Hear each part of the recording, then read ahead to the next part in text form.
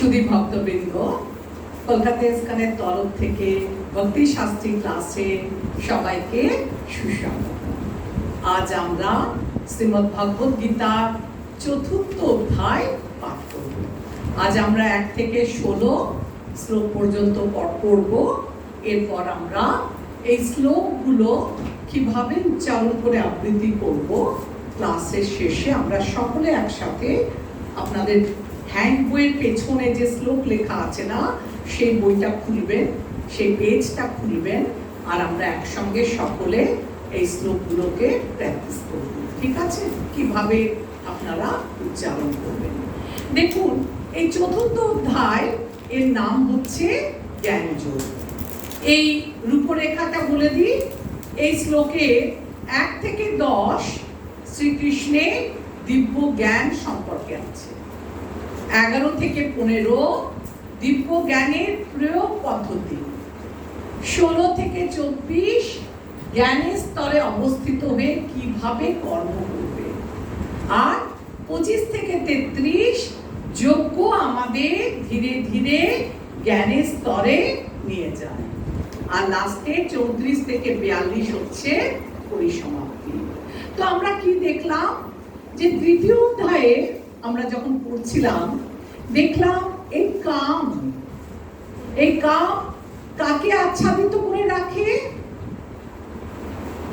কার দ্বারা? আমাদের ইন্দ্রিয়গুলোকে, মনকে কাম দ্বারা আচ্ছাদিত হয়ে থাকে। এই কাম থেকে নিস্তার পাওয়ার জন্য আমাদের কি প্রয়োজন? এই কামের হাত থেকে আমরা উদ্ধার পাওয়ার জন্য আমাদের প্রয়োজন জ্ঞানের। তাই আজ আমরা জ্ঞান যোগ অধ্যায় করব এবং জানবো কিভাবে জ্ঞানের মাধ্যমে আমরা এই কাম থেকে উদ্ধার পেতে পারি। ঠিক আছে? কারণ এই কামটা আমাদের যে জ্ঞান, সেই জ্ঞানটাকে পুরো আচ্ছাদিত করে রাখছে। আর এই কাম থেকে নিস্তার পাওয়ার উপায় আমরা এই অধ্যায়ে জানবো। আর এই অধ্যায় থেকে আমরা আর কি শিখব? এখান থেকে দেখবো আমরা ভগবান কিভাবে আবির্ভূত হয়, ভগবানের আবির্ভাব, ভগবানের তিরোভাব, তার যাবতীয় লীলা ভগবানের ইচ্ছায় প্রকাশিত হয়। তার সকলেই অতিভক্ত।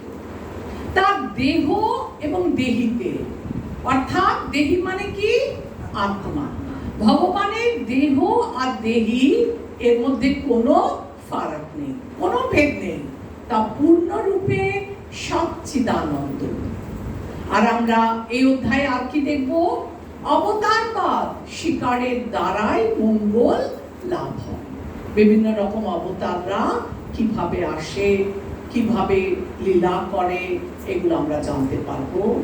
আর জীবের স্বতন্ত্রতার অপব্যবহারই তার বদ্ধ দশার কারণ। এই যে আমরা এই জগতে এসে এত দুঃখ কষ্ট পাই কেন?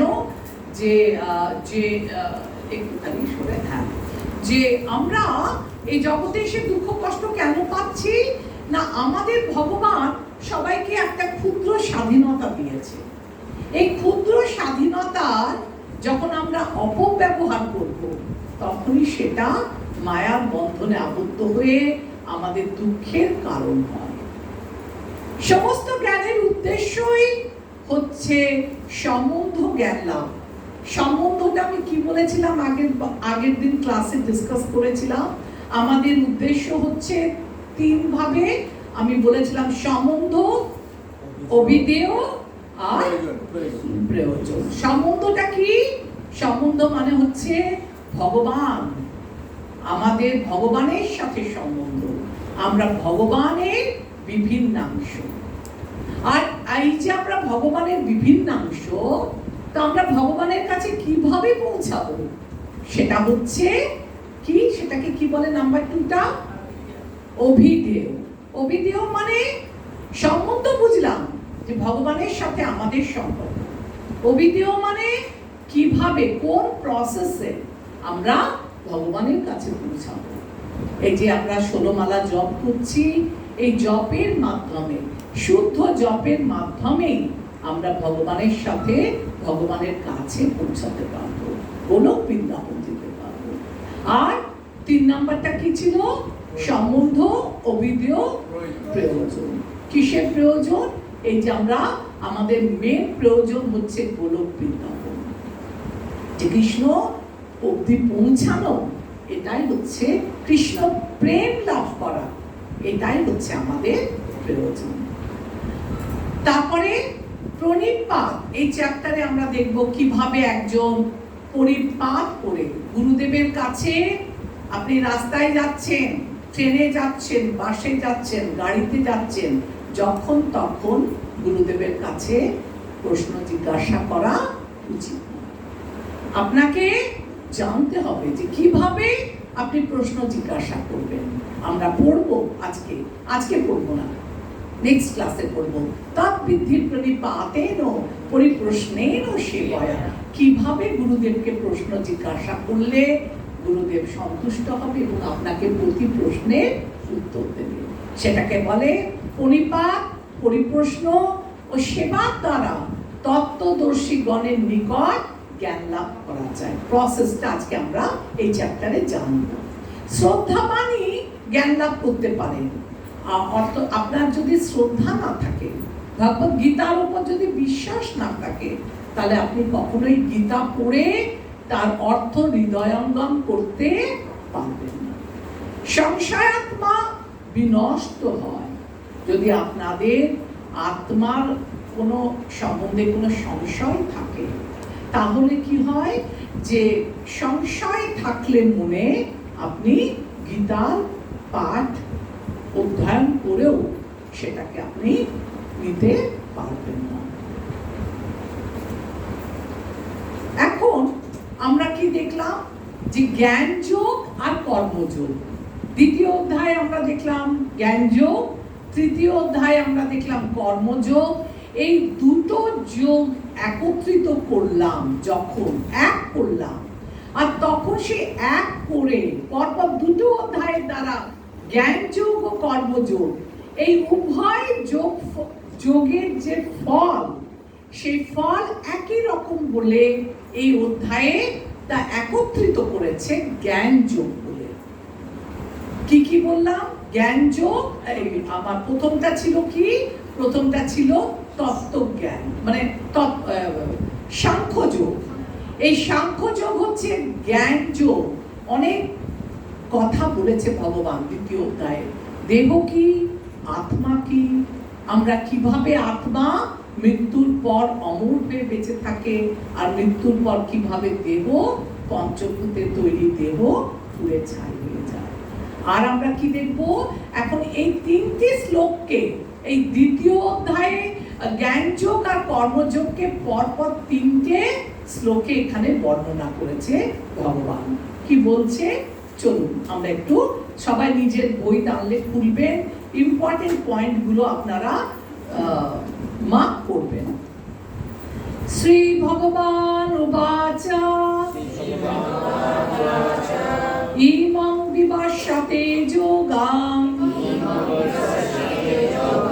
প্রক্তবান অহমব্যয়াম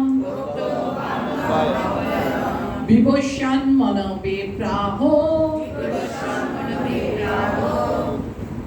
মনোরিক্ষা কবে অব্রবীত। অনুবাদ: পরমেশ্বর ভগবান শ্রীকৃষ্ণ বললেন, আমি পূর্বে সূর্যদেব বিবস্বানকে এই অব্যয় নিষ্কাম কর্মসাধ্য জ্ঞানযোগ বলেছিলাম। সূর্য তা মানব জাতির জনক মনুকে বলেছিল, আর মনু তা তার পুত্র ইক্ষ্বাকুকে বলেছিল। আমরা এক এক করে চলে আসি দ্বিতীয় শ্লোকে, তারপর আমি এসে এটাকে ইলাবোরেট করছি। এবং পরম্পরা প্রাপ্তাম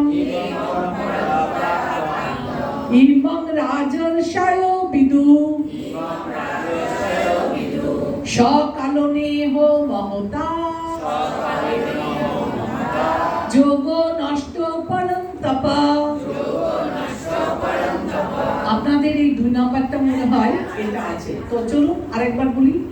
এবং পরম্পরা প্রাপ্তাম রাজর্ষয় বিদু সকালনেহ মহতা যোগ নষ্ট পরন্তপ। এবার একসাথে বলি সবাই, এবং পরম্পরা প্রাপ্তম। একসঙ্গে বললে তো না, দাঁড়ান। এবং পরম্পরা প্রাপ্তম ইমং রাজর্ষয় বিদু সকালনেহ মহতা যোগ নষ্ট পরন্তপ। আরেকবার, এবং পরম্পরা প্রাপ্তম ইমং রাজর্ষয় বিদু সকালনেহ মহতা যোগ নষ্ট পরন্তপ। আরেকবার, এবং পরম্পরা প্রাপ্তম ইমং রাজর্ষয় বিদু সকালনেহ মহতা যোগ নষ্ট পরন্তপ। 3 নম্বর শ্লোকটা দেখুন কি বলছে, শৈবায়ং ময়াতে দো যোগ প্রক্ত পুরাতনা ভক্তোষি মে সখা চেতি রহস্যং হি এতৎ উত্তমম। আরেকবার বলুন, শৈবাহং ময়াতে দো শৈবায়ং ময়াতে আদ্য যোগ প্রক্ত পুরাতনা ভক্তোষি মে সখা চেতি রহস্যং হেত উত্তমম রহস্যং হেতৎ উত্তমম। এই সনাতন যোগ আজ আমি তোমাকে বললাম কারণ তুমি আমার ভক্ত ও সখা, এবং তাই তুমি এই বিজ্ঞানের অতি গূঢ় রহস্য হৃদয়ঙ্গম করতে পারবে। তো আসুন আমরা প্রথম শ্লোকে চলে আসি। প্রথম শ্লোকে কি বলছে, এই যে তাৎপর্য, এটা বিশাল তাৎপর্য, এটাকে আমি সংক্ষেপে আপনাদের এখানে তুলেছি। এই তাৎপর্যের মেন বিষয় হচ্ছে ভগবদ গীতার যে কি গুরুত্ব। ভগবদ গীতার গুরুত্ব কি না, এটার ইতিহাস হচ্ছে যে এই যে ভগবদ গীতা, এটা ভগবান বলছেন, আমি পূর্বে সর্বপ্রথম কাকে বলেছিলাম? সর্বপ্রথম সূর্যদেব বিবস্বানকে। বিবস্বান কাকে বলল? মানব জাতির জনক মনুকে। মনু কাকে বলল? বলল তার পুত্র ইক্ষ্বাকুকে।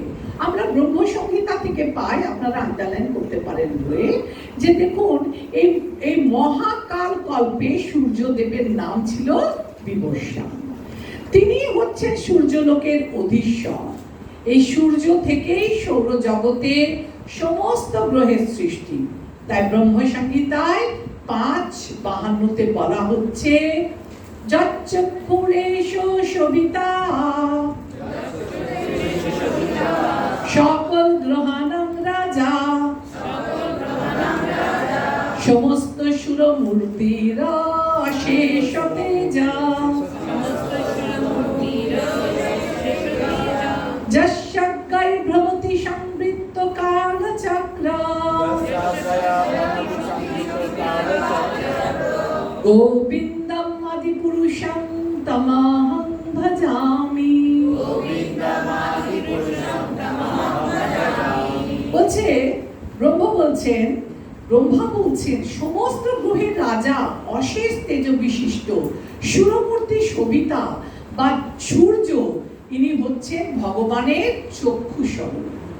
আর যার আজ্ঞায় এই কাল চক্র ভ্রমিত হন, সেই আদিপুরুষ গোবিন্দকে আমি ভজনা করি। আর এই সূর্যদেব কি করলেন?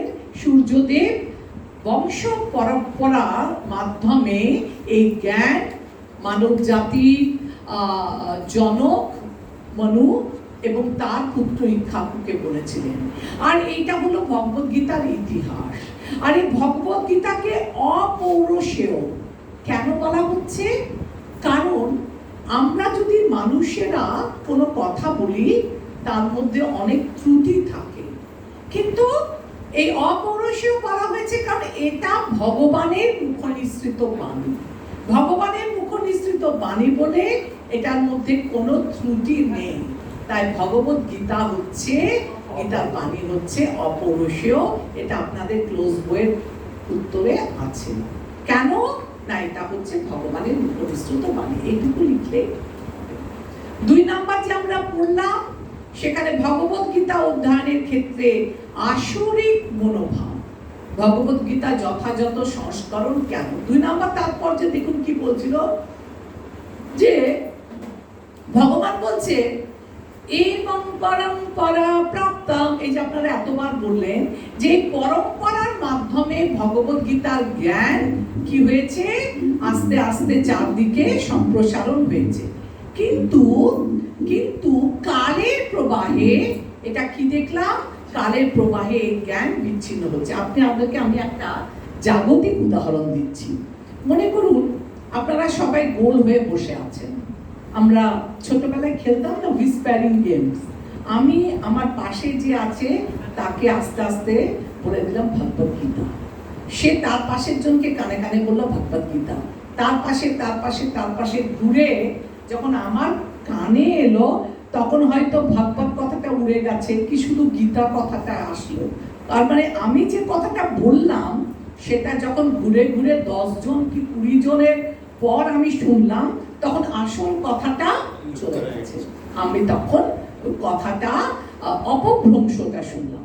তাই ভগবান বলছে যে এটা গুরু পরম্পরা ক্রমে আমি বিবস্বানকে বললাম, সে বলল জনক, মানব জাতির জনক মনুকে, মনু তো এইভাবে সুন্দর চলে আসছিল। কিন্তু কালের প্রবাহে এই জ্ঞানটা বিভ্রষ্ট হয়ে গেছে, ছিন্ন হয়ে গেছে। তাই আমি আবার অবতরণ করলাম পুনরায় এই জ্ঞানটা দেওয়ার জন্য। আর তাৎপর্য 3-এ আমরা কি দেখবো? তাৎপর্য 3-এ আমরা দেখলাম যে অর্জুনের যোগ্যতা। অর্জুন, আমি তোমাকে এই জ্ঞান দিলাম কেন? কুরুক্ষেত্রে যুদ্ধক্ষেত্রে তো অনেকেই প্রেজেন্ট ছিল, কেন অর্জুনকে জ্ঞান দেওয়া হলো? তার কারণ অর্জুন ছিল ভগবানের ভক্ত এবং প্রিয় সখা। আর তিনি এই জ্ঞানটা দিয়েছিলেন বলে এমন কাউকে এই জ্ঞানটা দিলেন যিনি কিনা এটাকে হৃদয়ঙ্গম করতে পারবেন। এই আপনাদেরকে আমি যেটা বোঝালাম এটাই এখানে লেখা আছে। ভগবত গীতা বলেছে ভগবান শ্রীকৃষ্ণ, তাই তাকে বলা হয় অপৌরুষেয়, অর্থাৎ সমস্ত ত্রুটি থেকে মুক্ত। 4 নম্বর শ্লোক দেখুন এবার। অর্জুন, আচ্ছা, শ্রীকৃষ্ণের পক্ষে সূর্যদেবের প্রতি যোগ উপদেশ প্রদান করা অসম্ভব মনে করে অর্জুন বলছে যে দেখো কৃষ্ণ, তুমি আর আমি তো একই সময় জন্মেছি, তাই না? খুব তো তুমি আমার থেকে বেশি বড় না বা আগে দেখেছো তা না, তাহলে তুমি বিবস্বানকে কিভাবে এই জ্ঞানটা দিলে? এটা আমরা 4 নম্বর শ্লোকে পড়ব। অর্জুন উবাচ অপরং ভবত জন্ম পরং জন্ম বিবস্বত কথমেতৎ বিজায়িনাং তম আদৌ প্রক্তবান ইতি। অর্জুন বললেন, সূর্যদেব বিবস্বানের জন্ম হয়েছিল তোমার অনেক পূর্বে। তুমি যে পুরাকালে তাকে এই জ্ঞান উপদেশ করেছিলে তা আমি কেমন করে বুঝবো? তুমি যে আমাকে সত্যি কথা বলছো। কারণ অর্জুনের মনে কি হলো? এই তাৎপর্যের মূল বিষয় হচ্ছে অর্জুনের মনে সন্দেহ, যে তুমি যে আমাকে বলছো যে তুমি পুরাকালে এই জ্ঞান ভগবানকে দিয়েছিলে, তো আমি এটা কি করে বুঝবো? তো আমরা 4 নাম্বারটাতে পড়ি।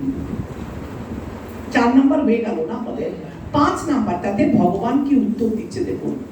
আমার অচিন্ত শক্তির দ্বারা তোমাকে আমি ভুলিয়ে রেখেছি। কে বলছে? ভগবান। এইরূপ অর্জুনের যারা জিজ্ঞাসিত হয়ে ভগবান বলছেন, অর্জুনের জিজ্ঞাসা কি ছিল? যে তুমি কি করে এই জ্ঞানটা দিলে? তুমি আর আমি তো একই সাথে জন্মেছি, কি করে তুমি বিবস্বানকে দিলে? তো ভগবান কি বলছে শুনুন। শ্রী ভগবান উবাচ বহুনি মে ব্যতীতানি জন্মানি তব চার্জুন তন্নহং বেদ সর্বাণি নতং বেত্থ পরং তপা। এই শ্লোকটাতে আমরা দেখব যে ঈশ্বর আর জীবের মধ্যে কি পার্থক্য। বলছে পরমেশ্বর ভগবান বললেন, হে পরন্তপ অর্জুন, আমার ও তোমার বহু জন্ম অতীত হয়ে গেছে।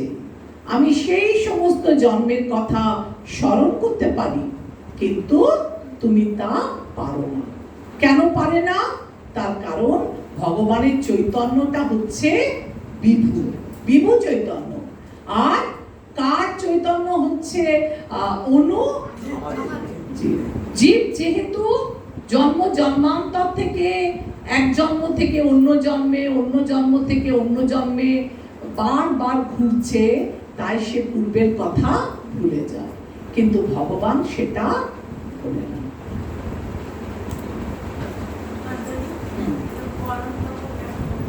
পরন্তপ তার মানে হচ্ছে যে শত্রুকে জয়, তাপের দ্বারা শত্রুকে বিজয় করেছে। এখানে পরন্তপ কাকে বলছে? অর্জুনকে বলছে। এসব লীলার কবু নাহি পরিচ্ছেদ, আবির্ভাব তিরোভাব মাত্র কহেবে। অনন্ত ব্রহ্মাণ্ড আর নাহি গণন, কোন লীলা কোন ব্রহ্মাণ্ডে হয় প্রকটন। এই মতো সব লীলা যেন গঙ্গাধার, শেষে লীলা প্রকাশ করে ব্রজেন্দ্র কুমার। দেখুন, এই যে আমরা বলি না ভগবান নিত্য লীলা করছেন, এই নিত্য লীলা শব্দটার অর্থ কি? ভগবান এখনো আসছে, এখনো গান করে। আমাদের এই জড় জগৎ ছাড়া এখানে বিশ্ব ব্রহ্মাণ্ডে, আপনাদেরকে আমি সৃষ্টি তত্ত্ব একদিন আলোচনা করেছিলাম যে কারণ সমুদ্রে কে শুয়ে আছে? কারণোদকশায়ী বিষ্ণু। কারণোদকশায়ী বিষ্ণু শুয়ে আছে কারণ সমুদ্রে। তার নিঃশ্বাস প্রশ্বাসের মাধ্যমে আর হাতের লোমকূপ থেকে অসংখ্য ব্রহ্মাণ্ড সৃষ্টি হচ্ছে। আর এই ব্রহ্মাণ্ডগুলো ঠিক যেন বেলুনের মতো, ছোট্ট ছোট্ট বাবলের মতো ভাসছে। হাজার হাজার লাখ লাখ কোটি কোটি ব্রহ্মাণ্ড। আর কারণোদকশায়ী বিষ্ণু নিজের শরীর থেকে বার করলো কাকে? গর্ভোদকশায়ী বিষ্ণুকে। গর্ভোদকশায়ী বিষ্ণু একজন নয়, কোটি কোটি, এরা এক একটা ব্রহ্মাণ্ডে প্রবেশ করলো। প্রবেশ করে কি দেখলো?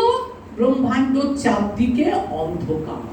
তখন আর নিজে শয়ন করবে বলে তিনি নিজের গাত্র থেকে, ঘর্ম থেকে ওই ব্রহ্মাণ্ডর আধখানা জলে পরিপূর্ণ করে দিল। আর শেষ না তাকে কি করলো? শয্যা দিল। এই শেষকে ভগবানেরই অংশ বলরাম। আর তিনি কি করলেন? শয্যা দিলেন। আর লক্ষ্মী দেবী সেই গর্ভদায়ক বিষ্ণুর পদমার্চনা করছেন। এই ছবিটা খুব কমন, দেখবেন শেষ নাগে শুয়ে আছে, লক্ষ্মী দেবী পদমার্চনা করছে। আর এই গর্ভোদকশায়ী বিষ্ণুর নাভি থেকে একটা পদ্ম হয়েছে। আর এই পদ্ম ফুলটার ভেতর কে কাকে সৃষ্টি করলে? ব্রহ্মাকে। আর এই পদ্ম ফুলটার যে নাল, নাভি থেকে পদ্ম ফুল পর্যন্ত, ওইটা হচ্ছে 14 ভুবন। আমরা আছি কোথায়? ভূলোকে। আর আমাদের মাঝখানে, আমাদের ওপরে ঊর্ধ্বলোক আছে। হ্যাঁ, আমাদের উপরে ভূলোকের পর কি আছে? আমাদের হচ্ছে মিডলে আমরা আছি, ভূতে, ভূ, তারপরে ভূলোক, ভুব, স্বর্গ, মহ, জন, তপ, আর লাস্টে হচ্ছে ব্রহ্মলোক। আর এর নিচেও 7টা পাতাল আছে। কি? অতল, বিতল, সুতল, তলাতল, মহাতল, রসাতল, পাতাল। তো এর তলায় 7টা লোক, এর ওপরে 6টা লোক, মাঝখানে আমরা আছি। বলি না, ভালো কর্ম করলে আমাদের ঊর্ধ্বগতি হবে, খারাপ কর্ম করলে আমাদের নিম্নগতি হবে। আমি আপনাদেরকে এটা বললাম তার আচ্ছা লীলা, নিত্য লীলা বলার জন্য। আর এই ব্রহ্মা যখন সৃষ্টি করলো আমাদেরকে, জীবদেরকে, তখন এই গর্ভদক্ষায় বিষ্ণু থেকে প্রকাশিত হলো কে? ক্ষীরোদক্ষায় বিষ্ণু। আর এই ক্ষীরোদক্ষায় বিষ্ণু প্রত্যেকটা জীবের অন্তরে পরমাত্মা রূপে বিরাজ করছে।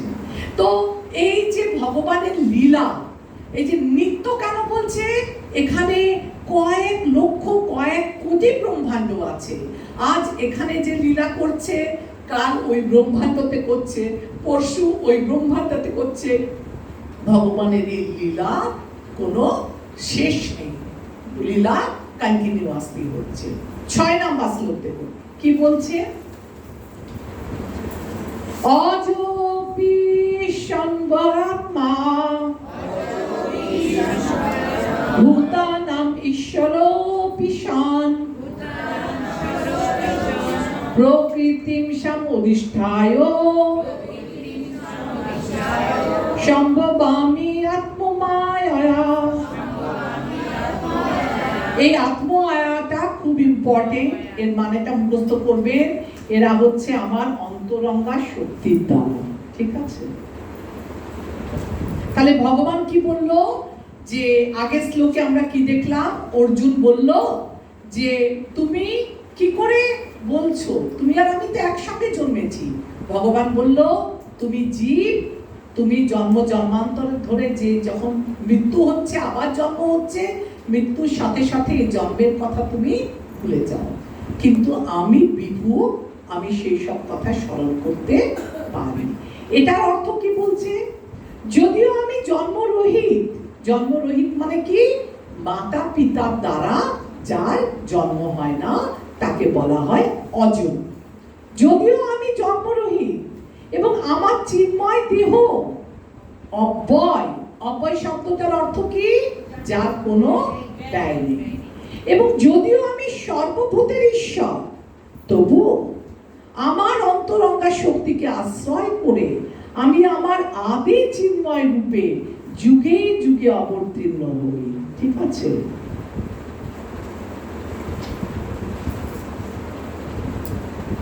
দেখুন, আপনাদের একটা আমি বানিয়েছি, ভগবান আর বদ্ধজীব, এই দুটোর মধ্যে কি ফারাক? ভগবান হচ্ছে বিভু চৈতন্য, আর বদ্ধজীব কি? বদ্ধজীব হচ্ছে অনুচৈতন্য। ভগবান কি করেছে? ভগবান তার সচ্চিদানয়, সচ্চিত আনন্দ, সচ্চিদানন্দময় দেহ পরিবর্তন করেন না। ভগবান সবসময় ঈশ্বর পরম কৃষ্ণ, সচ্চিদানন্দ বিগ্রহ, অনাদির আদি গোবিন্দ, সর্বকারণ কারণ। আর জীবের দেহান্তর হওয়ার ফলে তার পূর্ণ বিস্মরণ ঘটে, তার পূর্বস্মৃতি বিস্তৃত হয়ে যায় জীব, কিন্তু ভগবানের সেটা হয় না। আর আমরা তার পূজা থেকে কি পড়লাম? না অদ্বৈত, অর্থাৎ দেহ এবং তিনি স্বয়ং এক ও অভিন্ন। অর্থাৎ ভগবানের দেহ এবং আত্মা এরা এক এবং অভিন্ন। আর মানুষের কি? জীবের কি? জীবের স্বরূপ ও তার জড় দেহ এক নয়। জীবের স্বরূপ বলতে কি বোঝাচ্ছে? জীবের স্বরূপ হয়, হ্যাঁ সেটা আছে, আমাদের স্বরূপ তো আমরা হচ্ছি চিন্ময় আত্মা। তাই আমাদের আত্মা একটা আলাদা আছে, দেহ আলাদা, কিন্তু ভগবানের দেহ আর আত্মা বলে কিছু হয় না। ভগবানের জন্মের বিশিষ্টতা বললাম, অসংখ্য অবতার থাকা সত্ত্বেও ভগবান তার স্বরূপে বিদ্যমান। ভগবানকে বুঝবার জন্য কি যোগ্যতা লাগে? আপনাদের পড়লাম, যোগ্যতা কি লাগে? না ভক্ত হতে হবে, আর যে আন্তরিকভাবে ভগবানের চরণে নিজেকে সমর্পণ করবেন, অর্জুন ছিল ভগবানের সখা এবং ভগবানের ভক্ত, তাই তিনি একে এই জ্ঞান দিয়েছিলেন। আত্মমায়া, এই আচ্ছা, জীব কখনোই ভগবানের সমান হতে পারে না, কারণ জীব হচ্ছে অনু আর ভগবান হচ্ছে বিভু। আর আত্মমায়া শব্দটা কি অর্থ বললাম? ভগবানের অন্তরঙ্গা শক্তির দ্বারা তিনি পারবেন। এবার অর্জুন বলছে, তাহলে তুমি কখন আবির্ভূত হও? অর্জুন যদি বলে কখন আবির্ভূত হও, তার উত্তরে কৃষ্ণ কি বলছে? যদা যদা হি ধর্মস্য গ্লানির্ভবতি ভারত অভ্যুত্থানম অধর্মস্য তদাত্মানম সৃজামহম। হে ভারত, যখনই ধর্মের অধঃপতন হয় তখনই এবং অধর্মের অভ্যুত্থান হয়, তখন আমি নিজেকে প্রকাশ করে অবতীর্ণ করি। মানে যখন আমাদের এই পৃথিবীতে ধর্মের অবমাননা হয়। আচ্ছা, এই ধর্মটা কি? কাকে আমরা ধর্ম বলবো? ধর্মটা ব্যক্তি বিশেষে, জাতি বিশেষে এক একজনের এক এক রকম না। কেউ চোর, সে চুরিটাকেই বলে চুরি করাই তার ধর্ম। কেউ বা আপনারা বলুন তো, ধর্ম কাকে বলে? আমাদের কোন ধর্মটা?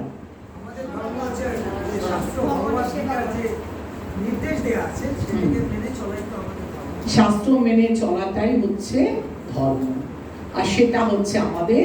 এই ধর্ম কি পরিবর্তন হতে পারে? ওর একটা ধর্ম, ও কালীকে পুজো করে, ও দুর্গাকে পুজো করে, ও গণেশকে পুজো করে, তাহলে এখানেই দেখুন 3-4টে ধর্ম এসে গেল। ও হিন্দু, ও শিখ, ও ঈশাই, এগুলো আলাদা আলাদা ধর্ম। তাহলে ধর্ম কি পরিবর্তন হতে পারে? জলের ধর্ম কি?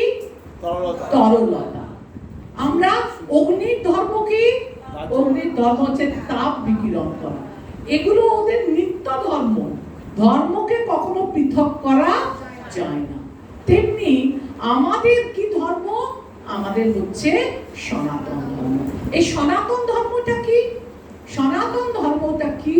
না, সনাতন ধর্ম হচ্ছে শাস্ত্রে লিখিত যে ধর্ম আছে সেটাই আমাদের গ্রহণ করা উচিত, এবং শাস্ত্র বহির্ভূত কর্মই হচ্ছে অধর্ম।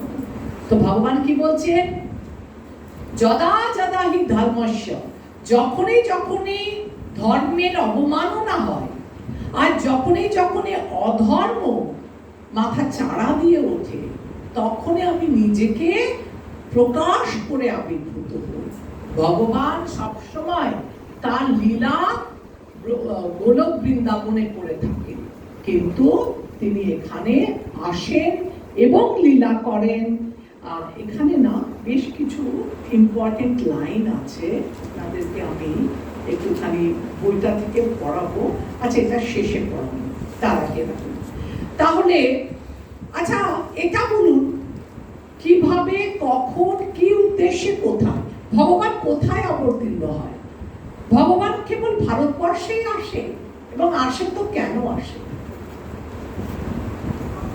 ভগবান আমরা দেখেছি এই যে ভারত ভূমিটাকে কি বলা হয়, যে এটা একটা খুব পূর্ণ জায়গা, এবং এখানে ধর্ম এবং ভগবানদের আবির্ভাব বারবার ভারতবর্ষে হচ্ছে। কেন?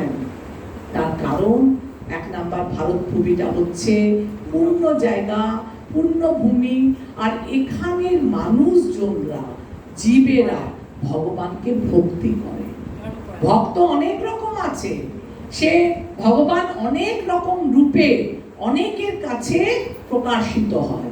শিখ, ঈসাই, খ্রিস্টান, কত রকমের ধর্ম আছে, কিন্তু তারা ভারত ভূমিতেই কেন আসে? যেহেতু এখানে আমাদের দেশের যা সংস্কৃতি, আমাদের দেশের যা ধার্মিকতা, মানে আমাদের যে পরম্পরা, সেখানে ধর্মটাকে খুব শ্রদ্ধার সঙ্গে দেখা হয়। যুগ যুগ ধরে মুনি ঋষিরা এখানেই জন্মগ্রহণ করেছেন এবং এখানেই তাদের বিভিন্ন রকম ভক্তি স্থাপন। এটা আপনারা কেউ একজন করুন তো। তুমি কোন ধরনের বিশ্বাসে গ্রহণ করতে পারো, আমি কোনো ধরনের বিশ্বাসে গ্রহণ করতে পারি। এভাবে প্রত্যেকে যদি তার নিজের বিশ্বাস নিয়ে সন্তুষ্ট থাকে, তাহলে এই প্রচারের প্রয়োজনীয়তা কি? আর ভগবান শ্রীকৃষ্ণের এখানে আবির্ভূত হওয়ার প্রয়োজনীয়তা কি থাকবে? প্রত্যেকে যদি তার নিজের মতকে ধর্ম বলে মনে করে, তাহলে আমি হয়তো আপনার ধর্মকে পছন্দ করব না, বা আপনি হয়তো আমার ধর্মকে পছন্দ করবে না। কিন্তু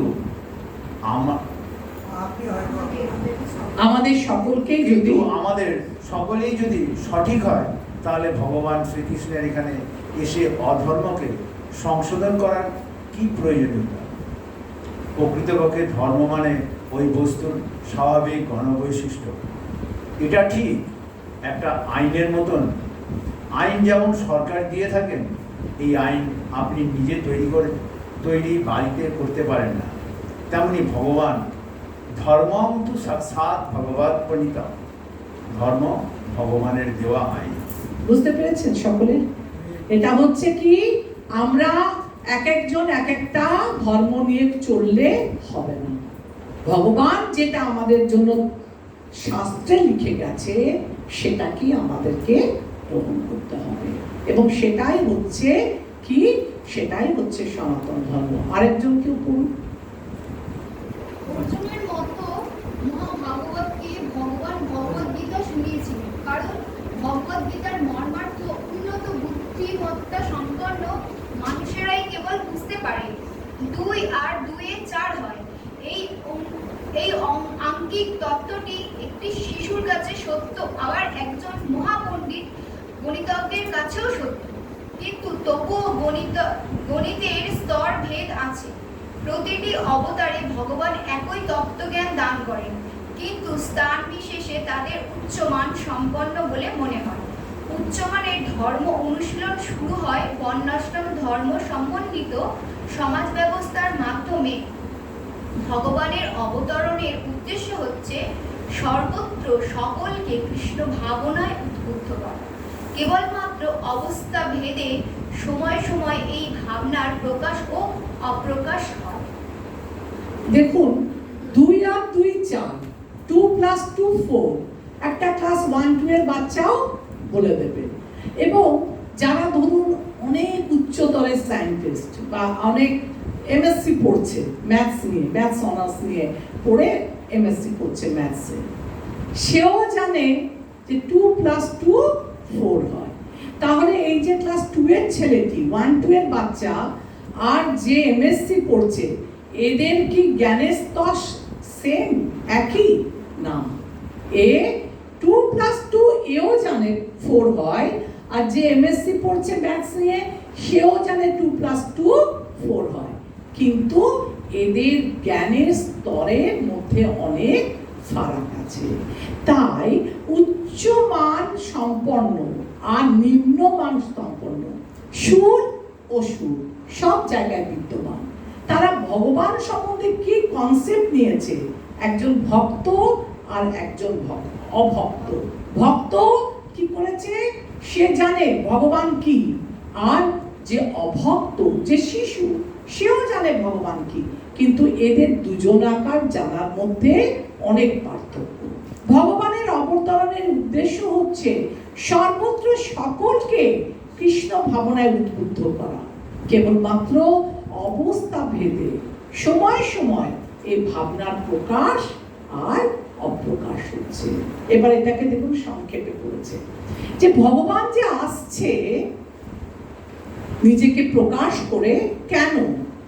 8 নম্বর শ্লোকে বলছে পরিত্রাণায় সাধুনাম, অর্থাৎ সাধুদেরকে পরিত্রাণ করার জন্য, বিনাশায় দুষ্কৃতাম, দুষ্কৃতকারীদেরকে দমন করার জন্য, ধর্ম সংস্থাপনার্থায়, ধর্মকে পুনরায় প্রতিস্থাপন করতে, সম্ভবামি যুগে যুগে, আমি যুগ যুগ ধরে এই পৃথিবীতে আসি। তো ভগবানের আবির্ভাবের হেতু কি?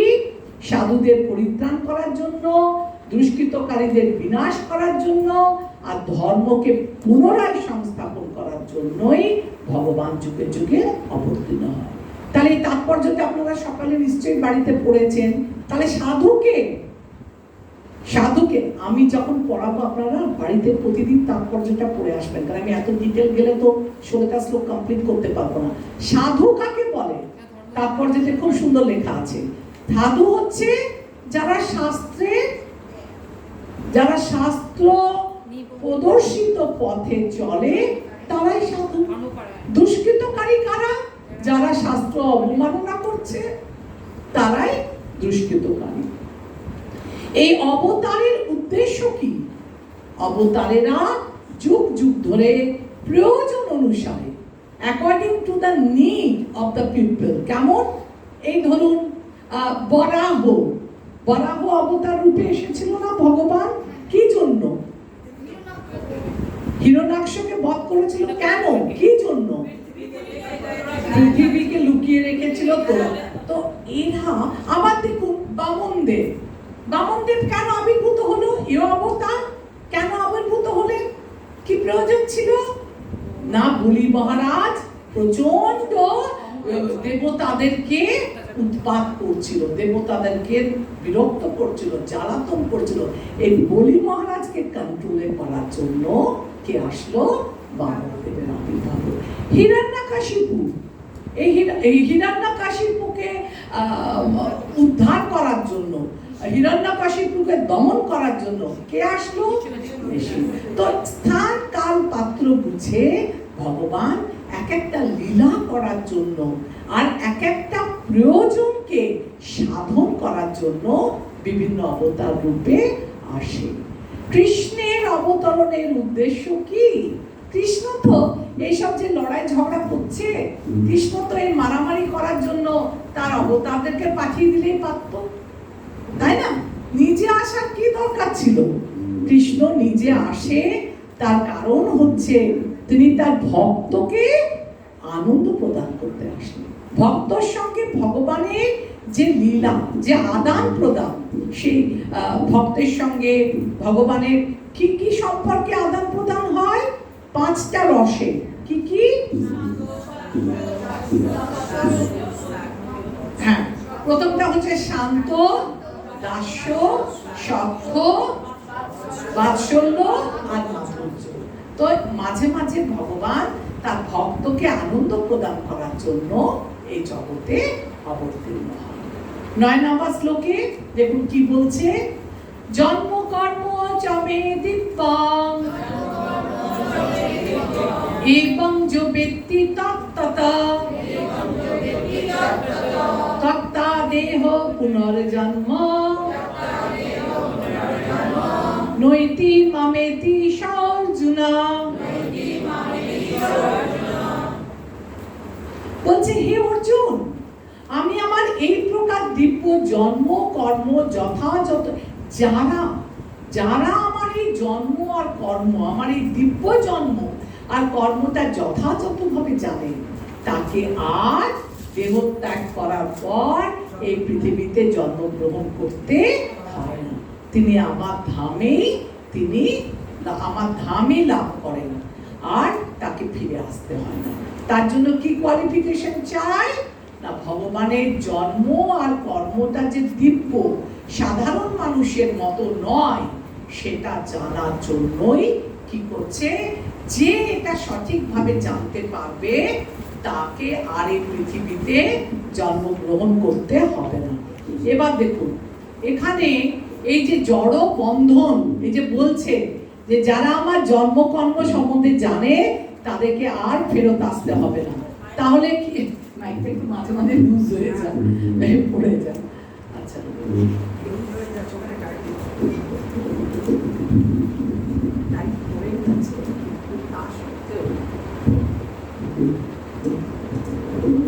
হরে কৃষ্ণ, হরে কৃষ্ণ। হ্যাঁ, ঠিক আছে, ঠিক পড়ে যাচ্ছে না? ঠিক আছে। দেখুন, বললো কি যে আমার জন্ম কর্ম সম্বন্ধে জানে তাকে মৃত্যুর পর আর এই পৃথিবীতে আসতে হয় না, সে জড়জগৎ থেকে মুক্ত পেয়ে আমার ধামে যায়। তো তাৎপর্যের মূল বিষয় আমি আলোচনা করছি যে জড়বন্ধন থেকে মুক্ত হওয়ার দুটো পথ আছে। কি কি পথ? নির্বিশেষবাদী ও যোগীদের পথ। নির্বিশেষবাদীরা ভগবানের রূপ চিন্তা করে না, তারা ভাবে যে ব্রহ্ম জ্যোতিতে বিলীন হয়ে গেলেই আমার ওটাই মুক্তি। সে মৃত্যুর পর, মুক্তির পর ভগবানের ব্রহ্ম জ্যোতিতে বিলীন হয়ে যায় আর ভাবে আমি ভগবান হয়ে গেছি। আর তাই কি বলছে? অনুশীলন কি করে তারা প্র্যাকটিস করে? নির্বিশেষবাদীরাও ভগবান মানে, কিন্তু ভগবানের রূপকে মানে না। আর তারা কিভাবে প্র্যাকটিস করে, অনুশীলন করে? অত্যন্ত কঠিন ভাবে, বহু বহু জন্ম ধরে তারা এই নির্বিশেষবাদীরা ধ্যান করে, তপস্যা করে, তবে তারা মুক্তি পেয়ে ব্রহ্মজ্যোতিতে নিজেদেরকে বিলীন হয়ে যায়। এদের লক্ষ্য কি? এই নির্বিশেষবাদীদের লক্ষ্য হচ্ছে আংশিক সাফল্য। ব্রহ্মজ্যোতি মানে আংশিক লাভ। আপনাদের সঙ্গে আলোচনা করেছিলাম যে ভগবান হচ্ছে পূর্ণ, আর এই যে ভগবত তত্ত্ব, এটা তিনটে হয় ভগবান। কি কি? নাম্বার 1 ব্রহ্মজ্যোতি। এটা ব্রহ্মজ্যোতি মানে ভগবানের অঙ্গ দিয়ে যে জ্যোতি বেরোচ্ছে, এটা কিন্তু ভগবানের আংশিক রূপ। 2 নাম্বার কি ছিল? পরমাত্মা রূপে। যোগীরা নিজের হৃদয়ে ভগবানকে পরমাত্মা রূপে রাখে, এটাও ভগবানের আংশিক প্রকাশ। আর সম্পূর্ণ ভগবান হচ্ছেন ঈশ্বর পরম কৃষ্ণ সচ্চিদানন্দ। আর এদের যোগী আর নির্বিশেষদের লক্ষ্য হচ্ছে আংশিক সাফল্য। আংশিক সাফল্য মানে এরা ব্রহ্মজ্যোতি লাভ করে। আর নিরাপত্তা, এদের পতনের ভয় প্রচুর। এরা যে ব্রহ্মজ্যোতিতে চলে গেল না, যে কোনো সময় এরা ওখান থেকে অধঃপতিত হয়ে পৃথিবীতে ফিরে আসবে, আবার এই জন্ম মৃত্যু জরা ব্যাধির চক্রে ঘুরবে, অথবা ভক্তি করে ভগবত ধামে যাবে। এবার আরেকটা পথ, যারা কৃষ্ণ ভাবনাময়, যারা ভক্ত, তারা কি রকম? তাদের প্র্যাকটিস, অনুশীলনের পথ খুব সোজা, কারণ তারা স্বল্প অঙ্ক দিয়ে ঋষিকেশ সেবনম ভক্তির উচ্চতে। তারা অনুশীলন কি করে? তারা অনুশীলন করে এইভাবে, সমস্ত অঙ্গ প্রত্যঙ্গ দিয়ে ভগবানের সেবা করে। শুধু ভগবানের চিন্ময় প্রকৃতি ও স্বরূপ এবং তার দিব্য জন্ম কর্ম সম্বন্ধে এরা বুঝতে শেখে, এবং তারা বোঝে যে ভগবানকে আরাধনা করলেই কি হবে? ভগবত ধামে ফিরে যাওয়া যাবে। এদের লক্ষ্য কি? এদের লক্ষ্য ব্রহ্মজ্যোতি নয়, এদের লক্ষ্য হচ্ছে গোলক বৃন্দাবন। আর নিরাপত্তা কেমন? পুনরায় পতিত হওয়ার, একবার যদি কেউ গোলক ধামে যায়, তার নিরাপত্তা একদম 100%, তাকে আবার এই জগতে ফিরে আসতে হয়।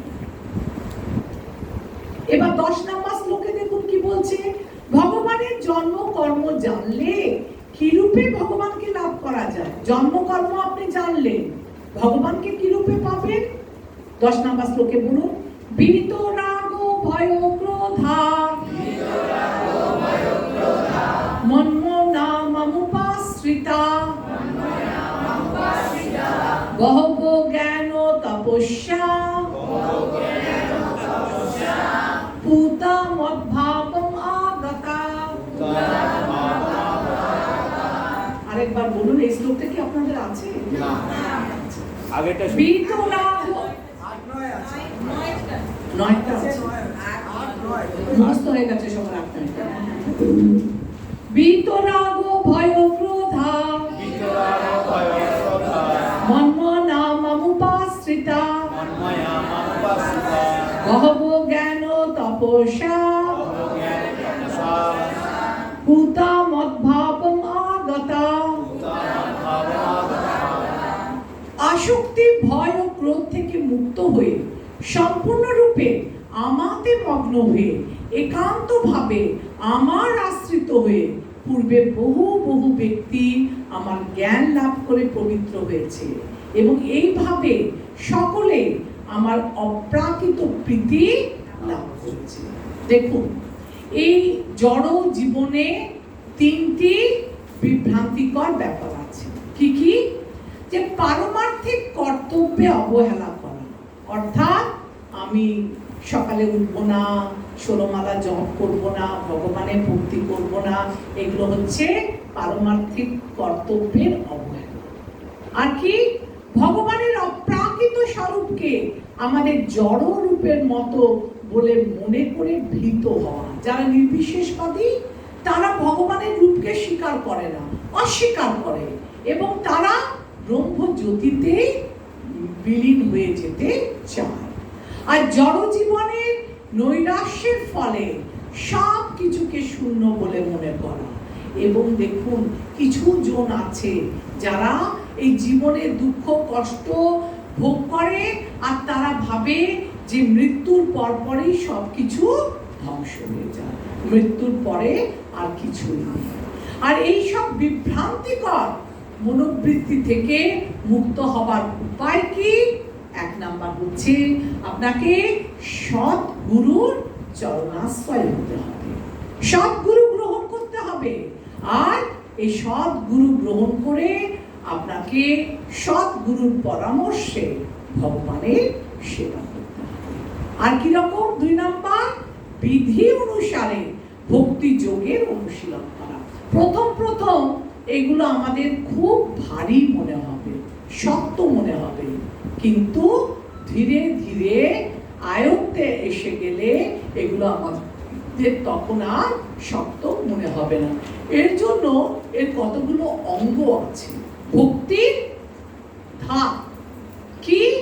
আদৌ শ্রদ্ধা। আদৌ শ্রদ্ধা কাকে বলে? যে আপনার ইচ্ছা হলো মনে মনে ভগবানের উপর একটু শ্রদ্ধা এলো।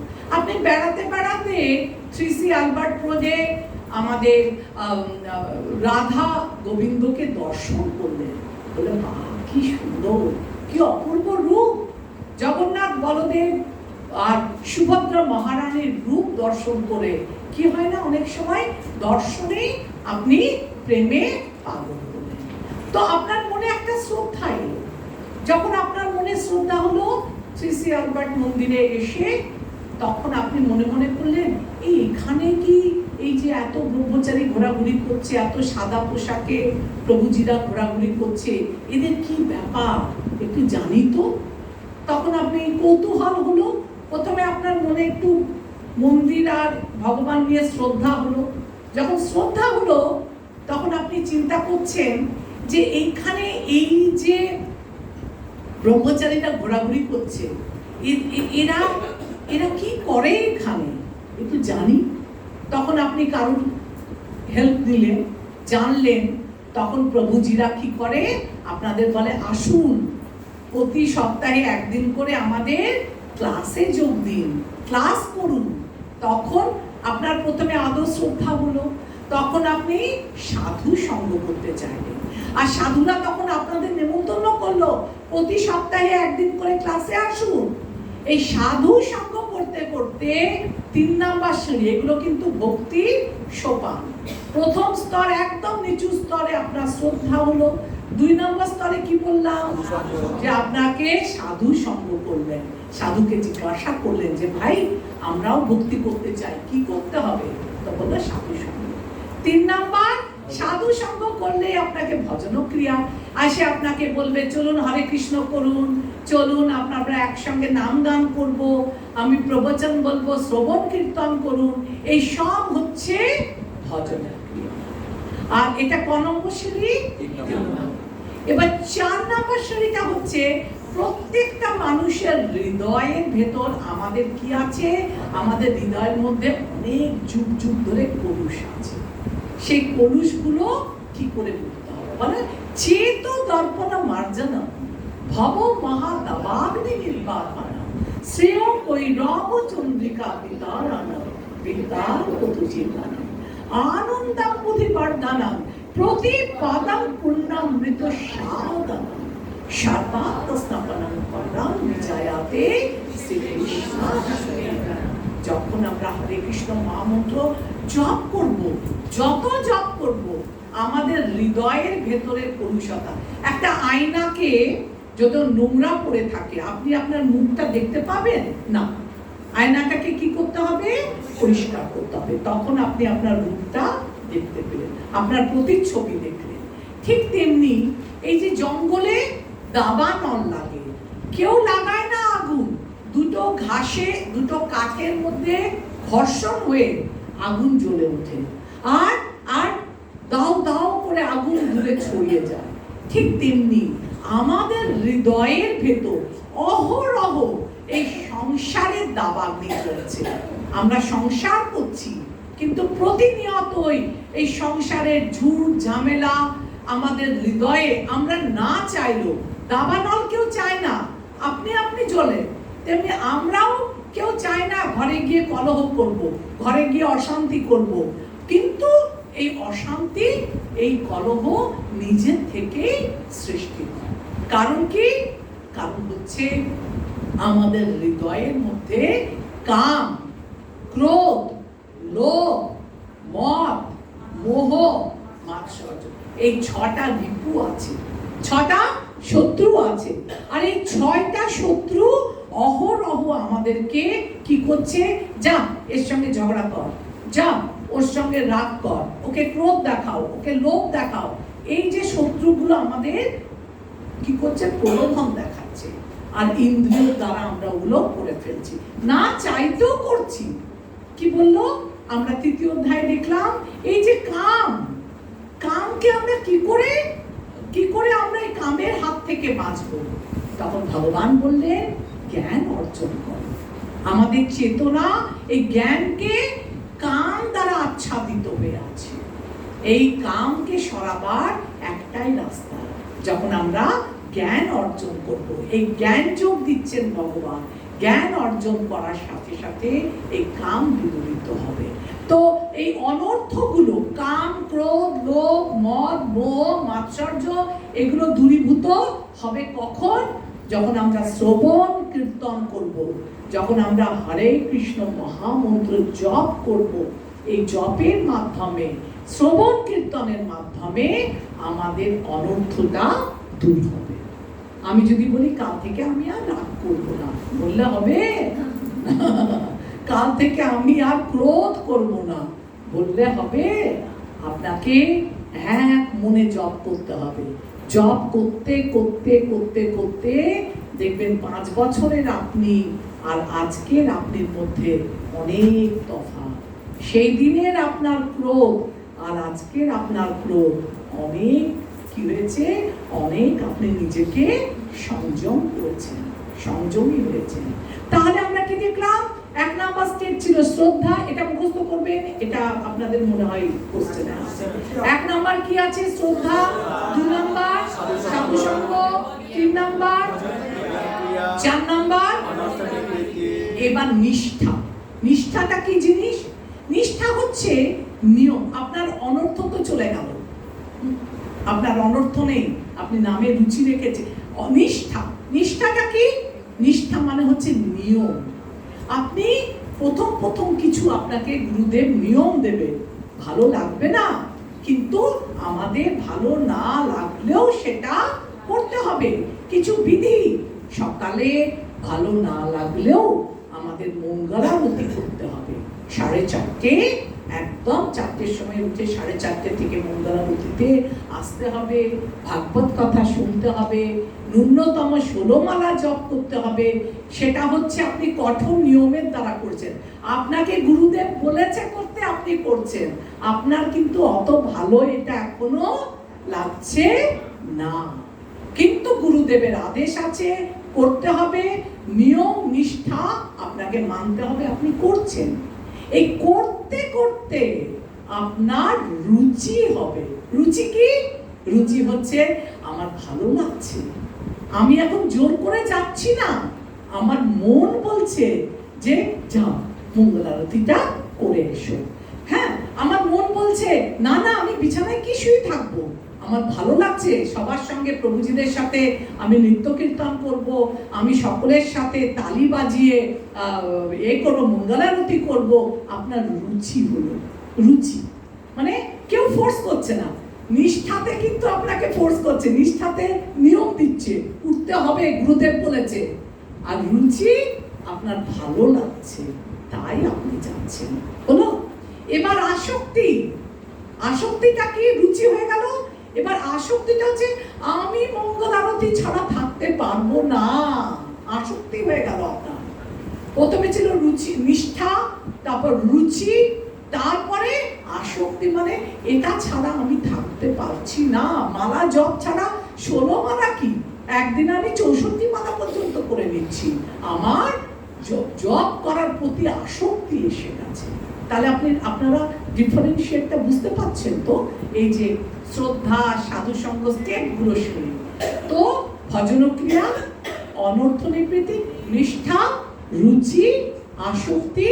এই আসক্তি থাকতে থাকতে আপনার কি হবে? ভাবের উদয় হবে। কার ভাব? রাধা কৃষ্ণের ভাব। আর এই ভাব থেকে এগুলো অনেক উচ্চ স্তরে আপনি তখন চলে যাবেন, কৃষ্ণ প্রেম আপনি। তো ভক্তির এই যে 8টা সিঁড়ি, তো আমরা এখন কোথায় আছি? আমরা এখন অনর্থ বিবৃতিতে আটকে আছি। আমরা শ্রদ্ধা করছি, আমরা সাধু সঙ্গ করছি, আমরা ভজন ক্রিয়া করছি, কিন্তু আমাদের আটকে আছি কোন সিঁড়িতে?